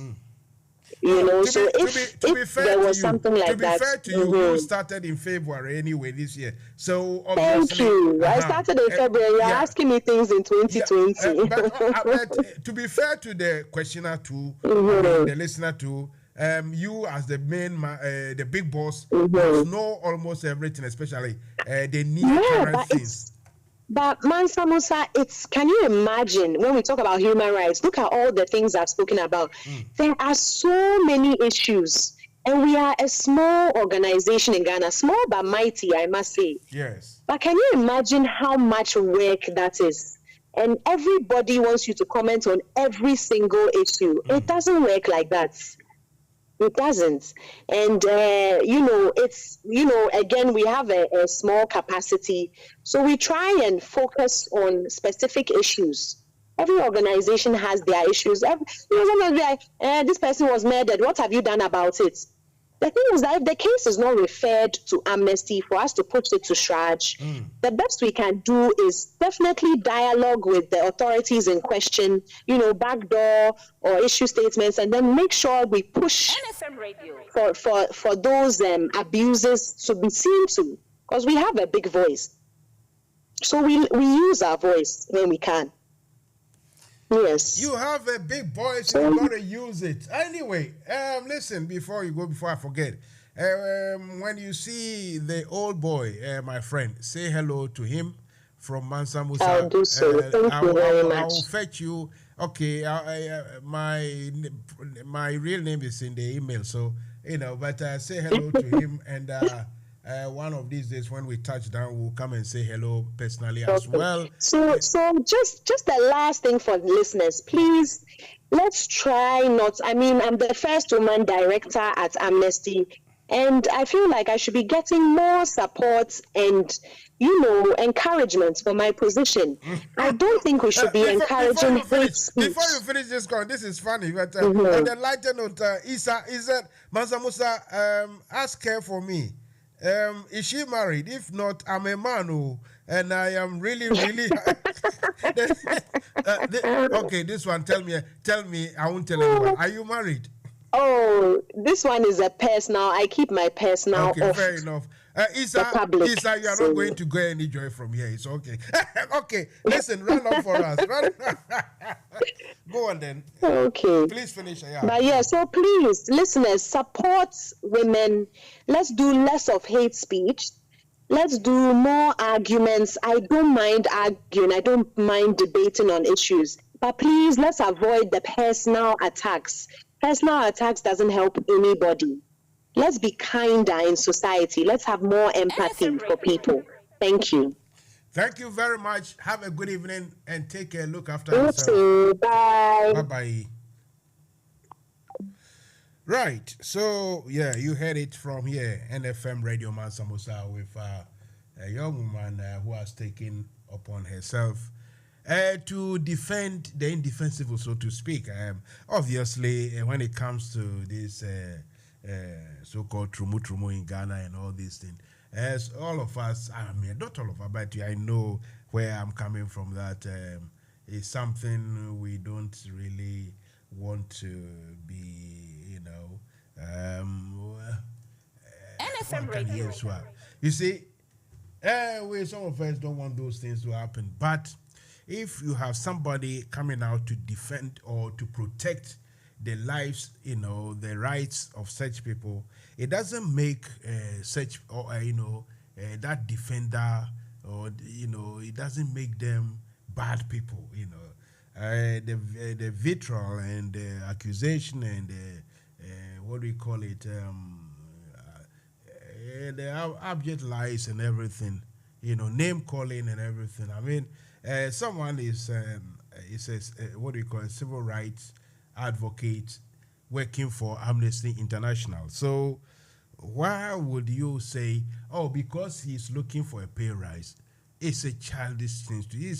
It's absolute rubbish. And Kuku Anyidoho should bury his head in shame.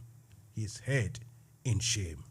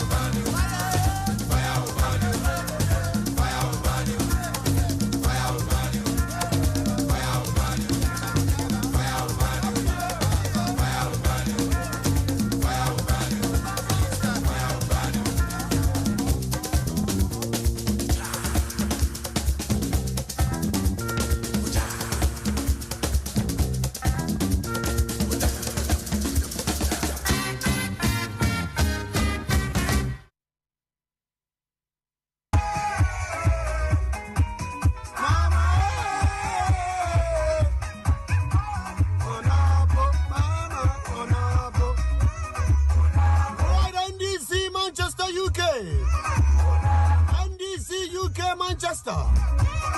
And Renasso on the 15th of July. Oh, and this is for Yazua on the 15th of July. NDC Manchester. 5 p.m. to 9 p.m. St. Mary's of the Angels and St. Clair, Albor Street. Living show. Pepacho M call a postcode near M19 3PY. And this for a rally. Greater Manchester for NDC Victory 24. Pepacho 5 p.m. to 9 p.m. Saturday 15th of July 2023. Jumadia, you know, your top connecting our sponsor. And you 15 for number 5 for Pepper. Pepper for M19 3PY. St. Mary's of the Angels and St. Clair, Albor Street, Livingston. NDC, Ayaza. Wamusi wa mumrana sosafi enji ya muno mushiamu.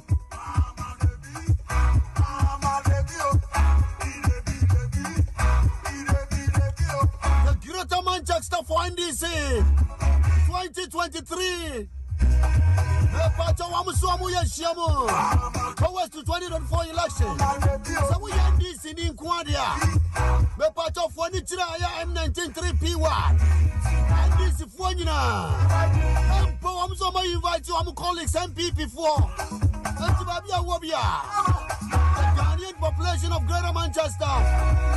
You are invited to come to the NDC really. Greater Manchester for NDC Victory 2024. I was MPP for you now, come. PNC come. Alpia don't go come.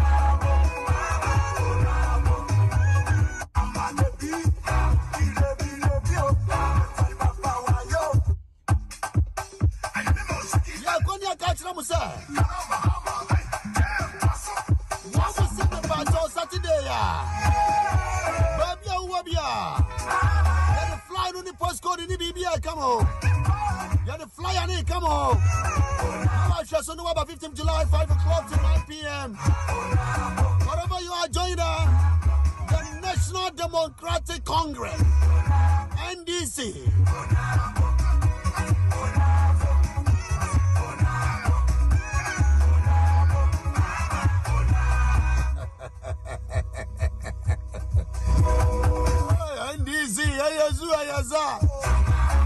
Right, me pacho me catch us NDC for some year rally.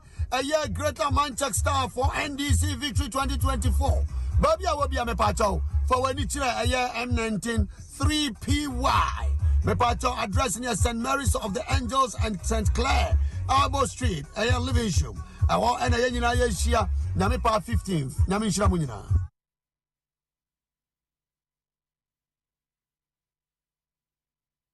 NFM Radio.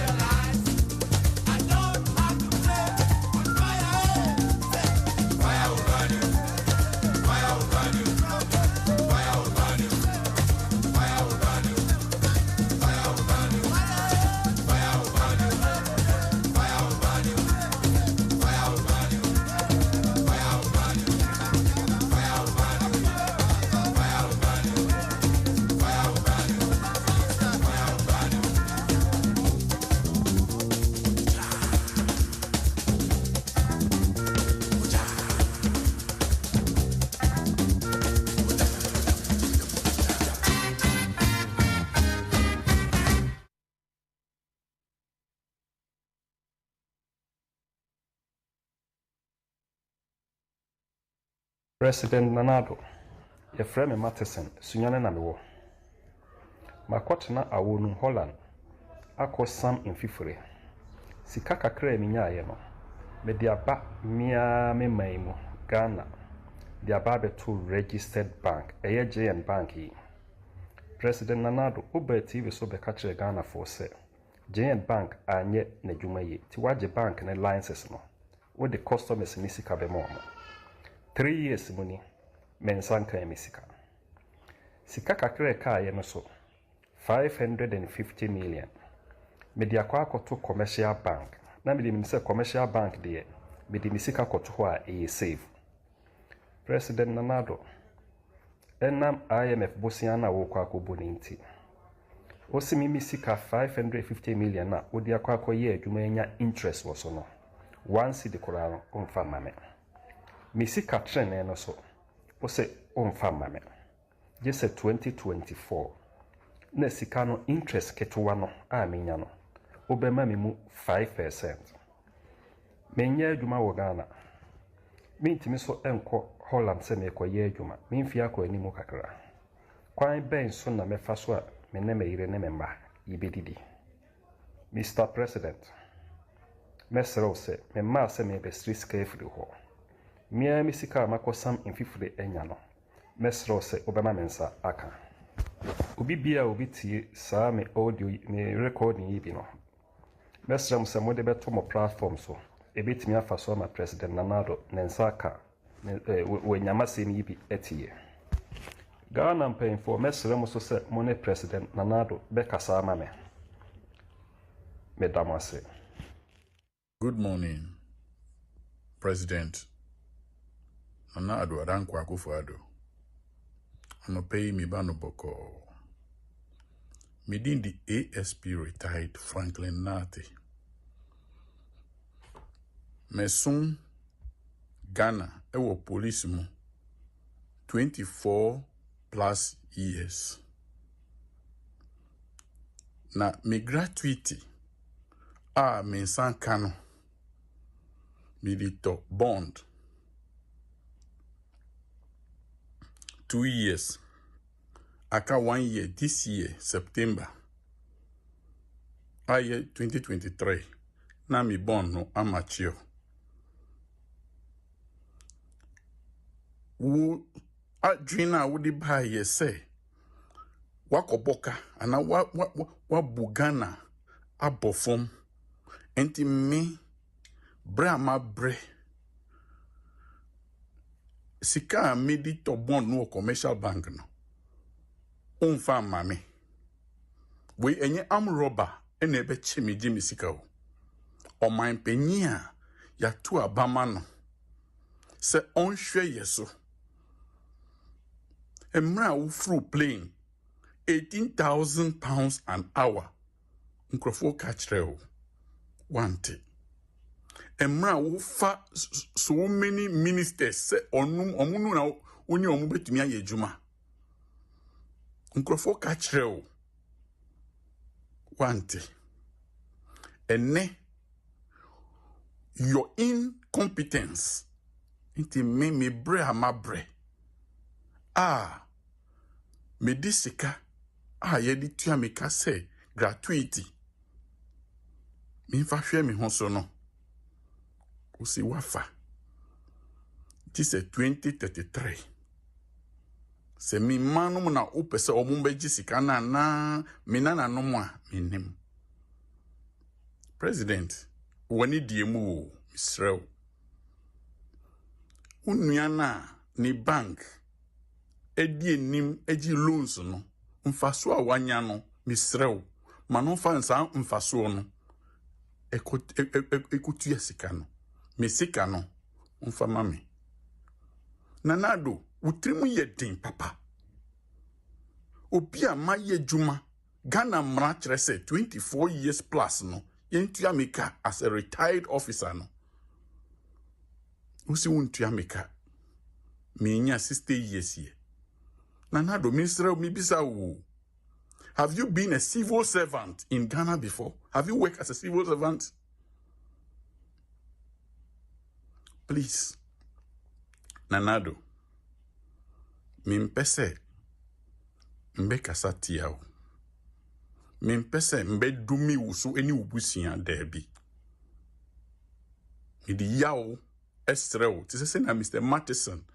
Efri sunyani esreo no. Jai misika mami. Midin di ASP Franklin Kwesi Nate. Mi tome bon wo commercial bank. It was Accra North Branch. Please, I beg you, in the name of God, don't touch my money. Don't touch my money. Don't touch my money. Anybody who receives this, please send it to as many platforms for Nana Adodanko Akufo-Addo to see, to hear, and to see. Or his cousin Ken Oforiatta should hear. Please, please, please, Nanado, I'm not supposed to beg you. Because when you were begging that you should be tried, I remember traveling from Kumasi to Koforidua to vote for you 2016, thinking you are bringing something on board. I regretted it. I have regretted all my life. Some friends told me, Anka unya accident wakwansi na uwiya. Well, Nanado, please, whoever received this message, forward it to as many platforms. Let Nanado hear me and ensure I have my money. Thank you.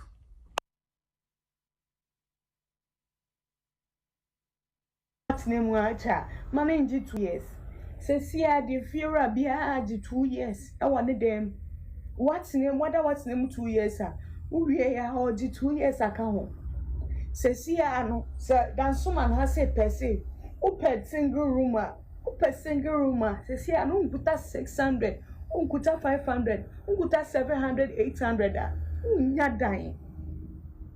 Sesia agent for age 100 CDs for viewing fee, and I say 80 Ghana for viewing fee. Just show you the room.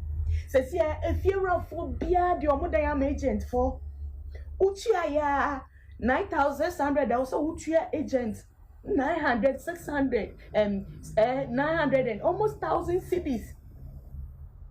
Why? Sesia you to the end day. Why? Like why? What? Like why? Hey, like it's serious. Say, Matsna demo 2 years. I'm paying 8,000. Now I'm supposed to pay 9,600. And you're taking the 2 years. You take 1 year and put. Because you see, me and 6 months in 1 year. Sesia de we juma me fiera. Ube boa no busumi pay a the amount. Say 600 or say 700. You have to eat only small one pay because a whole month no pay. And back on one bed then. Ume she bibi yo. Ume she bibi yo my one penny for monka one semishe na. Youth for the year brenna ye kun ye anyhow. A direct in tea ye bedding pontino. Ube come ye kun. Bobe koma ye kunti youth no nti ye bra no muhu edan sem e kunye adai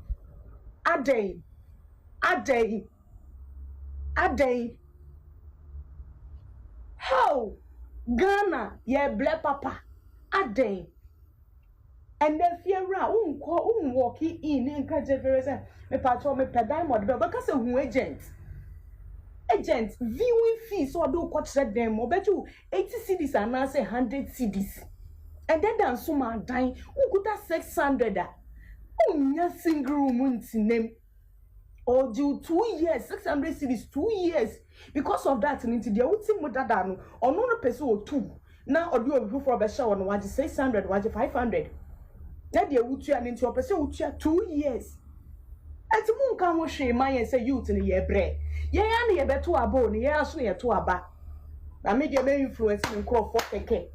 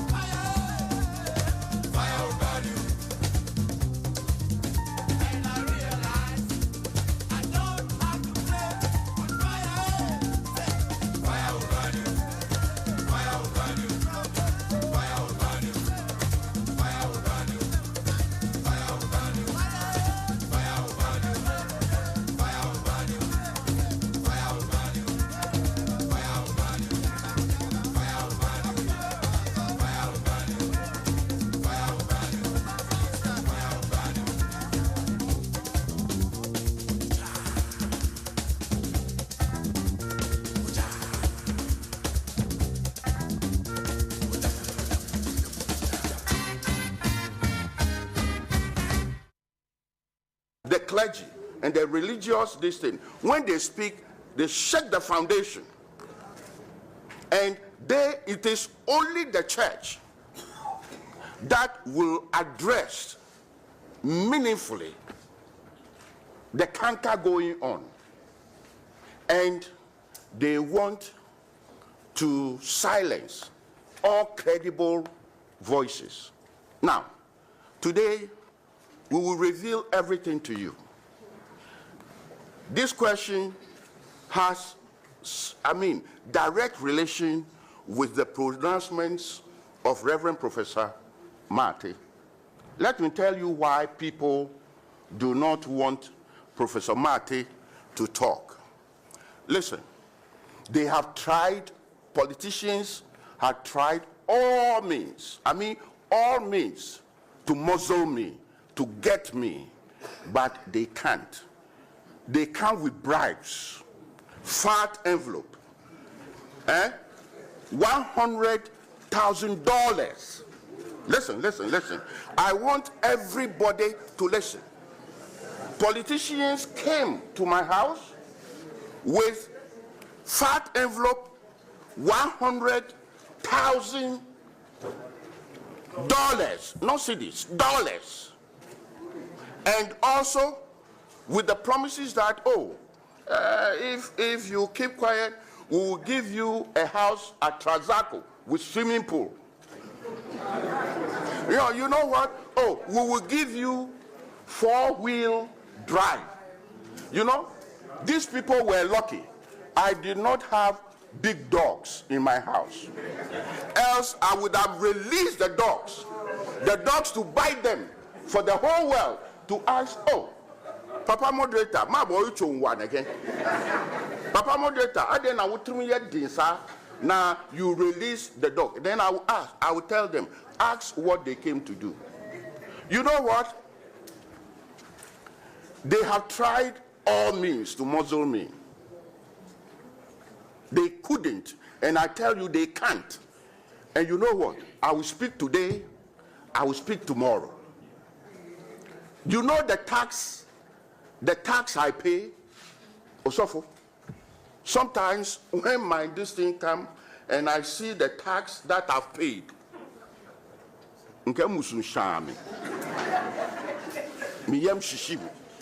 but at the same time I said, praise be to the Lord we serve, because it's going to build our nation. Then when my tax goes, you babies with sharp teeth, you are stealing the money and you don't want us to talk. We will talk today, we will talk tomorrow.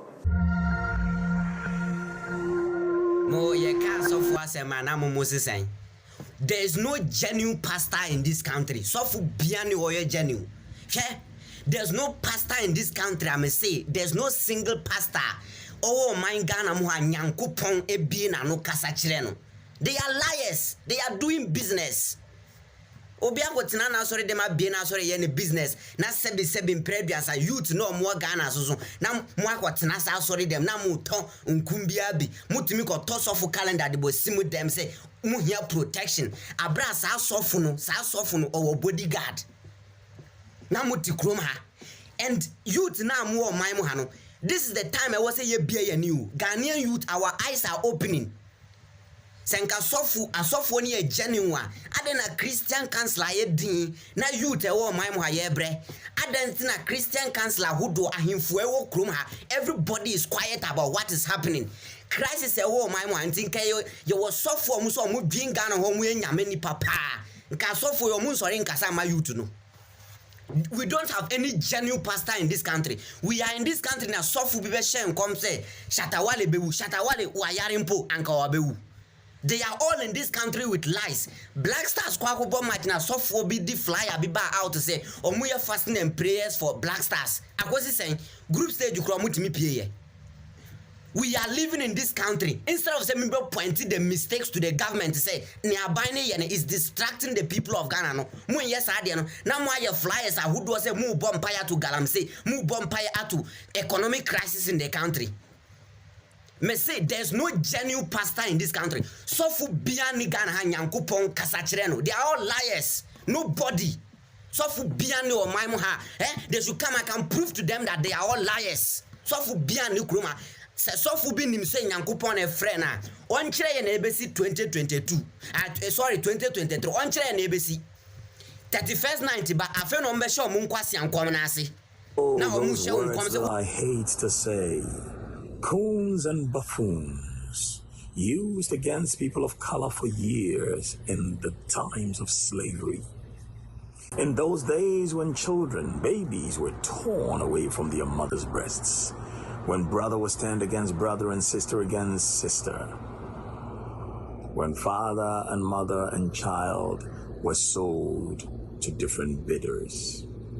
In those painful years, for fear or for some little favor, one brother would say unkind things about another, so that master would whip that brother in public, and the one who reported him gets the crumbs off their table.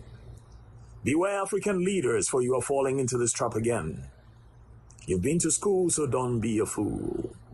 Think before you speak to the oppressor. Why would one leader, why would the head of one household rise from his household into another household only to go and gossip and speak ill of their neighbor, their brother? What do they get? Why, in a time when all are saying, or of course a few are saying, hey, please don't beg, because when you beg, you disgrace us all, does one go to say unkind things about another, to one no better than the oppressor, so that he can get a favor? Think about it. You see, when you say people do not respect leaders, it is not that they don't respect leaders, they don't respect titles. For leadership is in what you do. Remember, there are no permanent friends, only permanent interests. And people, comrades and friends, Christmas is here with us again. I am speaking to you in the spirit of the season from Conakry over Radio Guinness Voice of the Revolution. In spite of your suffering and humiliation, I wish that you could have a Merry Christmas and a Happy New Year. This is normally a festive occasion, but on this year's Christmas Day, Ghanaians cannot help reflecting what a fateful year this has been for them. You have seen an unfortunate and sordid chapter in your history. It's a chapter of treachery and betrayal, of greed and hypocrisy, of cant and blunder. It is dark days for Ghana. It is exactly 10 months today when certain officers in the Ghana Army and Police turned their guns at the very constitution and legal government which they solemnly swore on their honor to protect and defend. You know that anyone who is capable of such an outrageous betrayal of trust for no reason at all could never have been motivated by the true interests of the people. Events in Ghana since then have confirmed this beyond any doubt. Within 10 short months, the traitors who make up the so-called National Liberation Council have shown that it was their morbid lust for money and power and their desire to escape from the just consequences of their corruption and crime which made them commit such despicable acts of treason against the state and the people of Ghana. When you look around yourselves, their only achievement has been the sordid reversal of Ghana's development and progress. In these 10 months, a lot of lying propaganda and calumny has been manufactured by the so-called National Liberation Council. You have also been told a lot of nonsense by this notorious Liars Council about the state of Ghana's economy. far from the gloomy picture of doom which the so-called National Liberation Council have been at pains to paint in order to deceive you, there has never been anything like the present state of mass unemployment and hunger, which the last 10 months of National Liberation Council misrule and mismanagement have brought upon Ghana. Thousands have been forcibly dismissed or laid off from their jobs. Mass unemployment has mounted so high to a stage unprecedented in our history. Let the unemployed, therefore, mobilize themselves and fight for their rights. Under me, all workers receive their pay regularly, and all state enterprises and organizations function normally and satisfactorily. In fact, 10 short months ago, the standard of living in Ghana was one of the highest in Africa. What is the position today? Ghana's standard of living has fallen drastically.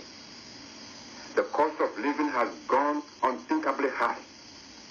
Ghana's foreign reserves have entirely disappeared. The value of Ghana's currency has fallen hopelessly. In one of my broadcasts to you from here, I warned that the opening of Ghana borders, if not planned carefully, would lead to economic troubles. Today, Ghana's cocoa is being smuggled to neighboring countries with disastrous consequences for the people of Ghana. Cocoa, the large center of Ghana's economy, is in jeopardy, all because of the stupidity of the notorious Liars Council and their ill-meaning advisors. Ghana is now in a mess, economically and politically, under the so-called National Liberation Council. Men and women of Ghana, I know your troubles. Stand firm and organize. Continue your resistance wherever you are. I have faith in you. We shall not have fought so far and achieved so much only for us to stand looking unconcerned while a clique of deceivers and self-seekers do all in their power to turn the clock back. We shall not sit idle to see your hard-fought-for achievements being destroyed by this traitorous clique before your very eyes. The so-called National Liberation Council have become infamous for their brazen lies. But by telling you that I have resigned my constitutional position as the President of the Republic of Ghana, even they, the notorious Liars Council, have outreached themselves. They have indeed demonstrated to the world the depth to which they have sunk. In my last broadcast, I told you that this was not true. Let me say it again today, that is not true. I have not resigned my position to anybody. It is a characteristic lie which has been deliberately invented by the notorious Liars Council to deceive all those millions of you who remain loyal to me. Fellow countrymen, on my return, all workers who have been dismissed will be reinstated. Free medical care and hospitalization will be restored. Education will once again be free for all at all levels, and textbooks will again be supplied free of charge. All scholarships of students, both at home and overseas, which the so-called National Liberation Council have withdrawn, will all be reinstated.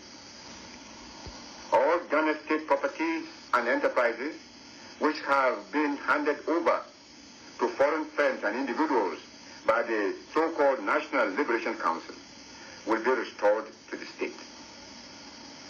To all those Ghanaians who have suffered untold injustice from the so-called National Liberation Council's misdirected and prejudicial commissions of inquiry, justice will be done. The chiefs who are suffering now will have immediate justice done to them. Fellow countrymen, in celebrating this year's Christmas, let us remember those who have been murdered by the so-called National Liberation Council in our struggle against the marauding dangers of neo-colonialism. Let us also spare a thought for those who are suffering in detention camps and prisons in Ghana. They will be released on my return to Ghana. Don't despair. I bring you a message of hope. I wish you all good health. Take heart. I will be with you again. It won't be long. There is victory for us. Long live the chiefs and people of Ghana. Long live the workers of Ghana and Africa. Long live the African Revolution. Down with imperialism and neo-colonialism.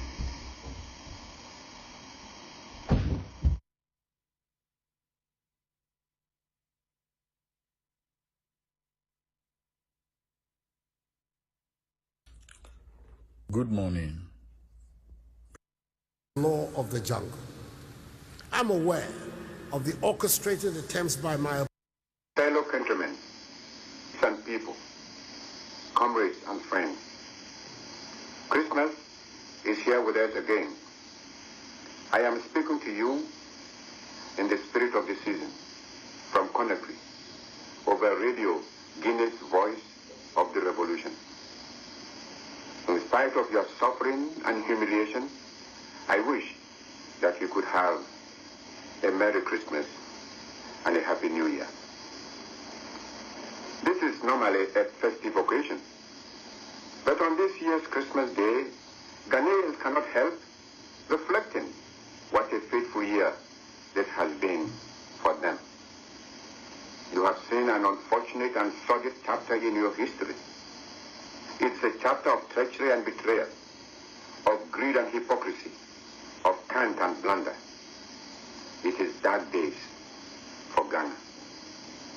It is exactly 10 months today when certain officers in the Ghana Army and Police turned their guns at the very constitution and legal government which they solemnly swore on their honor to protect and defend. You know that anyone who is capable of such an outrageous betrayal of trust for no reason at all could never have been motivated by the true interests of the people. Events in Ghana since then have confirmed this beyond any doubt. Within 10 short months, the traitors who make up the so-called National Liberation Council have shown that it was their morbid lust for money and power and their desire to escape from the just consequences of their corruption and crime which made them commit such despicable acts of treason against the state and the people of Ghana. When you look around yourselves, their only achievement has been the sordid reversal of Ghana's development and progress. In these 10 months, a lot of lying propaganda and calumny has been manufactured by the so-called National Liberation Council. You have also been told a lot of nonsense by this notorious Liars Council about the state of Ghana's economy. Far from the gloomy picture of doom which the so-called National Liberation Council have been at pains to paint in order to deceive you, there has never been anything like the present state of mass unemployment and hunger which the last 10 months of National Liberation Council misrule and mismanagement have brought upon Ghana. thousands have been forcibly dismissed or laid off from their jobs. Mass unemployment has mounted so high to a stage unprecedented in our history. Let the unemployed, therefore, mobilize themselves and fight for their rights. Under me, all workers receive their pay regularly, and all state enterprises and organizations function normally and satisfactorily. In fact, 10 short months ago, the standard of living in Ghana was one of the highest in Africa. What is the position today? Ghana's standard of living has fallen drastically. The cost of living has gone unthinkably high. Ghana's foreign reserves have entirely disappeared. The value of Ghana's currency has fallen hopelessly. In one of my broadcasts to you from here, I warned that the opening of Ghana borders, if not planned carefully, would lead to economic troubles. Today, Ghana's cocoa is being smuggled to neighboring countries with disastrous consequences for the people of Ghana.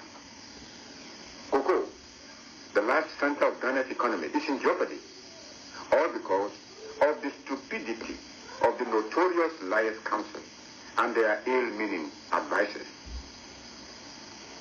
Ghana is now in a mess, economically and politically, under the so-called National Liberation Council. Men and women of Ghana, I know your troubles. Stand firm and organize. Continue your resistance wherever you are. I have faith in you. We shall not have fought so far and achieved so much, only for us to stand looking unconcerned while a clique of deceivers and self-seekers do all in their power to turn the clock back. We shall not sit idle to see your hard-fought-for achievements being destroyed by this traitorous clique before your very eyes. The so-called National Liberation Council have become infamous for their brazen lies. But by telling you that I have resigned my constitutional position as the President of the Republic of Ghana, even they, the notorious Liars Council, have outreached themselves.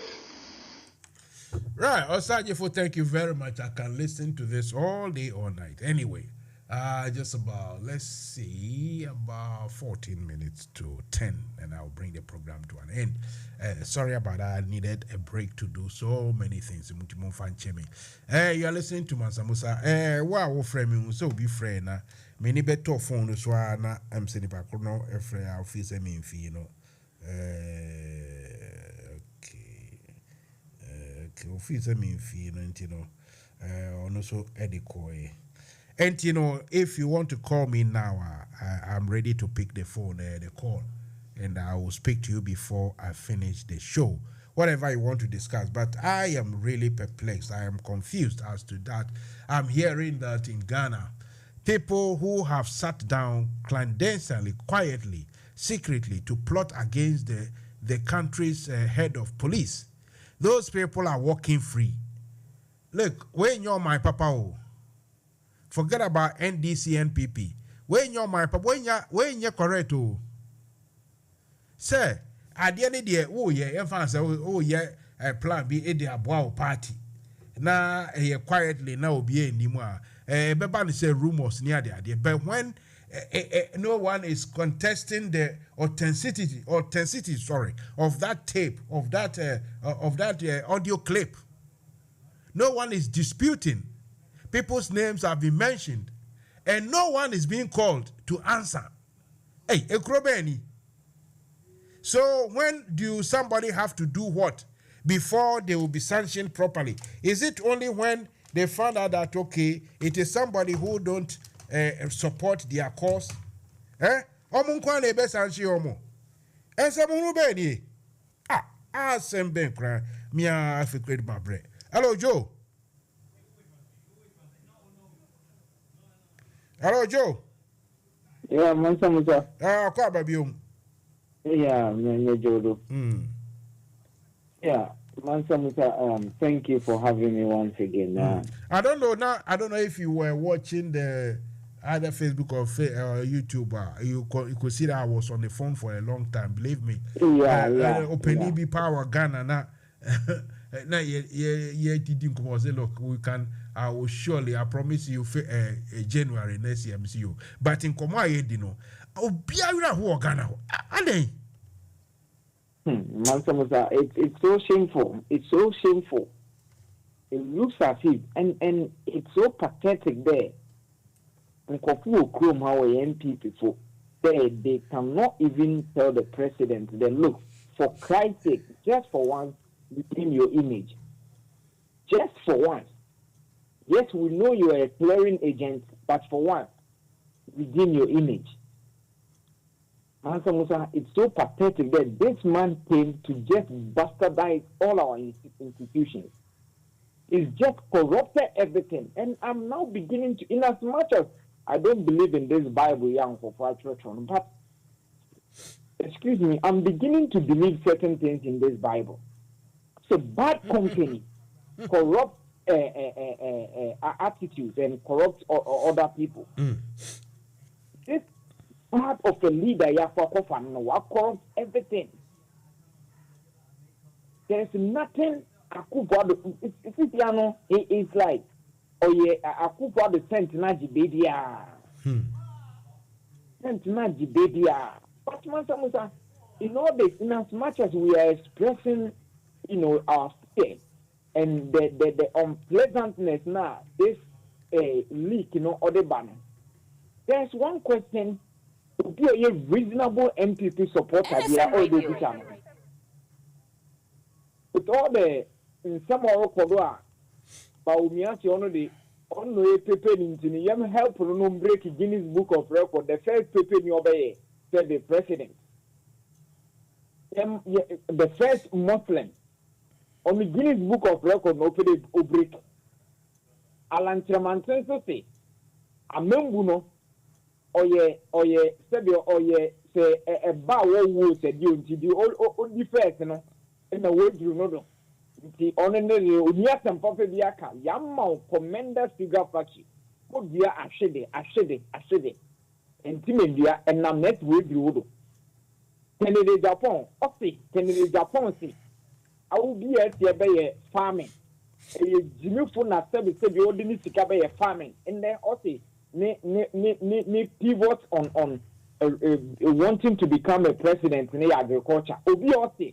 Obi ordinary to cover agriculture in the Nipani and the pivot around which are ambition for to become a president revolves agriculture. Former agriculture minister, a president of Ghana, because in his entire life, Nyanso Nimane, or a leader of NPP, not sure why a president of Ghana. These are the kind of people we are. Who want to lead us in all this, Mansa Musa. The non coffee na the year Kenya will be in Yan Sasembian country Ghana for day. I want to be president because 1, 2, 3, 4. Alan Chamanti and the next supporter BRC. The next man will be a team or UK. Okay. No put you on the mind.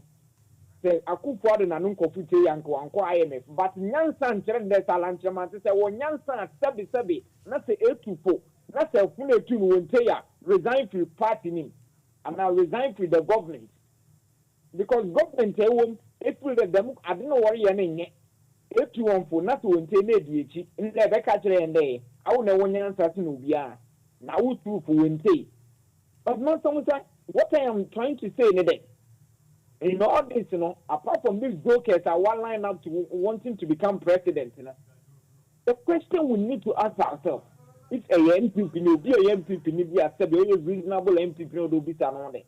Mansa Musa, so what one free education back Ghana and army boy? Why a planting for food and jobs and army boy? What's why I create the cleanest city in the world and army boy? Maybe so. Yeah, what the Akufo-Addo no obi see that.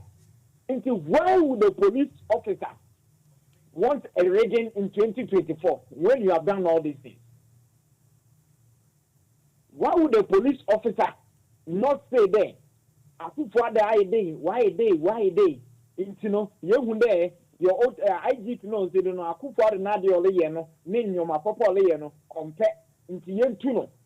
No, be your pa Akufo-Addo, name your papa and metin out the name yen tuno because one in real election in said you'll be a wabo bra. Do you even think about rigging an election? You understand? It tells you the kind of people we are dealing with. But if I were an NPP member today, Mansa Musa, my focus, my attention would be to tell the president, the Mr. President, Sebi, I will yenimu da yenimu the one kasa ye so for Christ's sake, for once. Mama engine ni be feel like still, until at least wait it. Pepa ho kakra yenim da ane aboro ho de nanso anya hwenke we nkoten de pepa ho kakra. Yes, the president sit down there, and the most insulting aspect, the interior minister, all these people, you don't even know how they got the position, whether the position they are in the NPP anyway, because Kennedy Japan has a dream to be a president. See, that is what is happening. But you come and tell us what. Yes, I wouldn't expect the IGP to sack these guys or whatever, because then that would mean it is probably a revenge or something like a payback or something like that.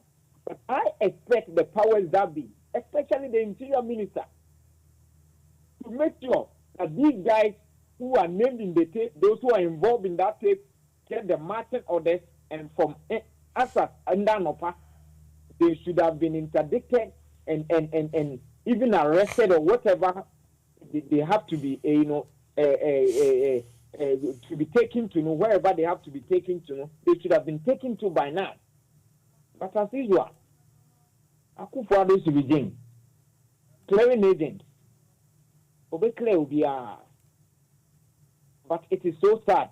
I join you in the pain, in your grievance, and in the agonies you are feeling. No, I kind of feel the same thing, because Ghana is no longer a model country that people would look up to and say that, well, we want to be like Ghana. Another Ghana is the beacon of hope. Ghana is the mouthpiece of Africa, or Ghana is that modest country that shaping the forward march of Africa. Because in Kwame Nkrumah's time, in predecessor governments, at least if they were not able to NFM do what Kwame Nkrumah did, at least they put a leg further up in propelling Ghana's adventurous way. You think that Ghana is a step ahead of other countries. But today, we've moved drastically, Mansa Musa, drastically back.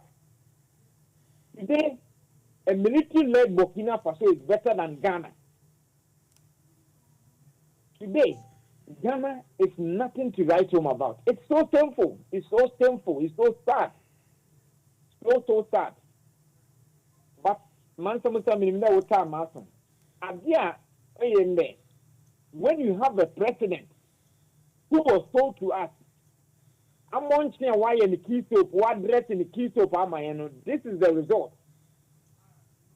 Mansa Musa, I'm watching, and I'm watching, Mansa Musa, I'm watching. Yo, I'm watching why you key soap, this is the result.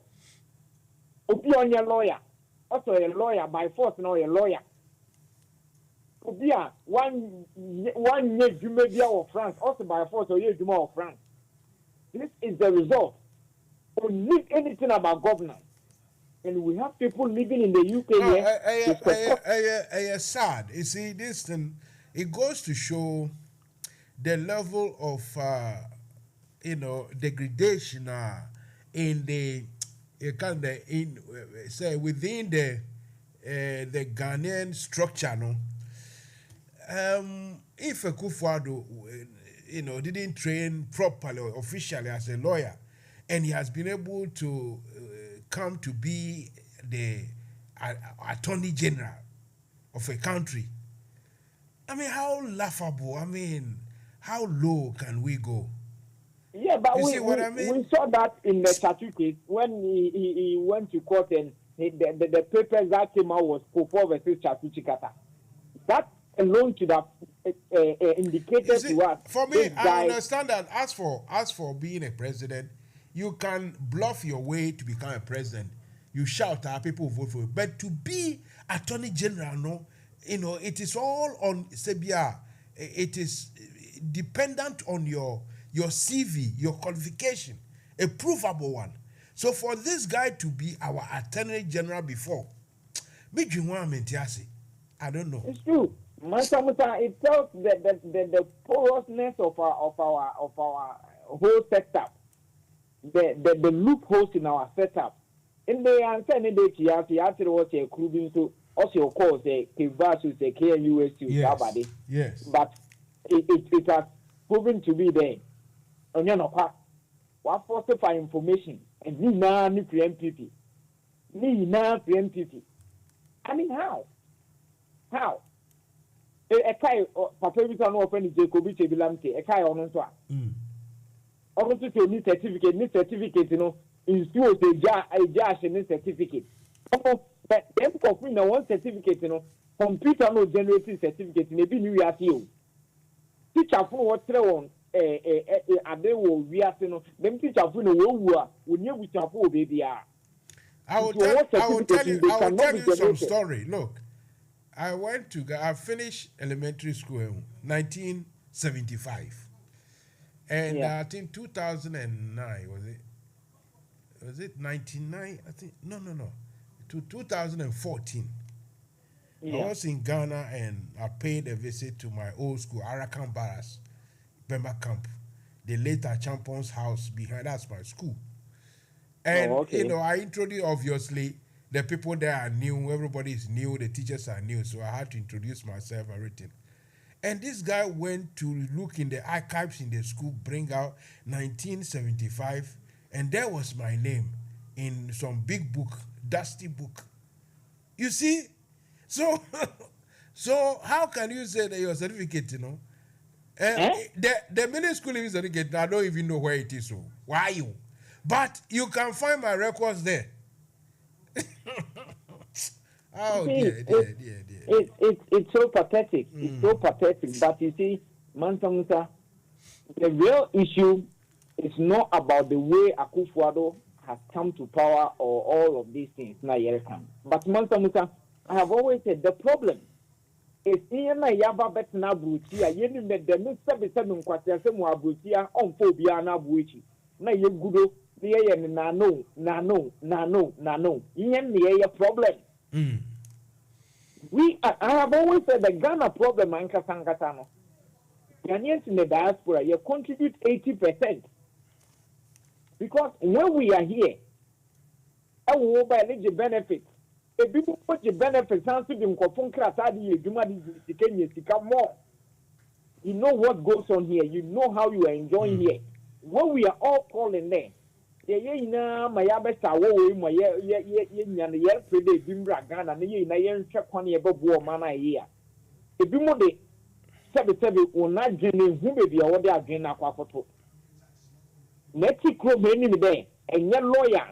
Entimin kada a lawyer by force and fan diade, entimin chantron diade, a kroma, you will be arrested and all that. At the way you 4 more for Nana, 4 more for Nana. But the no one you do. Now we're put on money, another put on man say. And as somebody came, police fast, no name people we now could have say Gabo non pro. On from a friend of ground. On fret. Ochina, Masembra. No, I bet I can only say under normal circumstances, what happens in the day? Those, I mean, even the government now, these people are working on their behalf.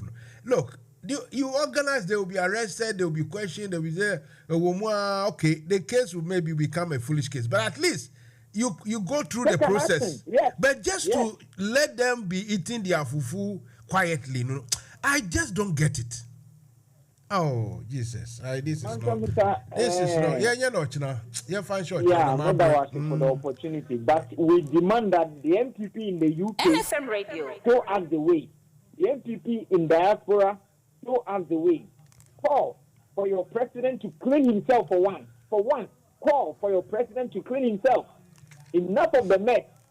What the public space is okay. What the beer is okay. Honestly, what Brunei the obey is okay. But once is to clean himself. This is what we want: people with integrity, people with a nation at heart to call for. And I challenge the MPP, especially UK, when the women organizers and the children organizers and the whatever organizers are talking about Eslewusu, who said she has been a lesbian before, and people are pointing to her previous winner. They are writing letters. This is the thing for you to write letters on. This is what you need to write letters on. If you're a woman, if you're a mother, if you're a woman organizer, these are the things that call for a proper nation building. That will help children to have good education. That will help women to have a proper safety at home. Write about these things. Let us see your integrity. Hypocrite. Thank you very much, Mansa Musa. Thank you so much. Thank Joe, Adianchi, good call. NFM Radio.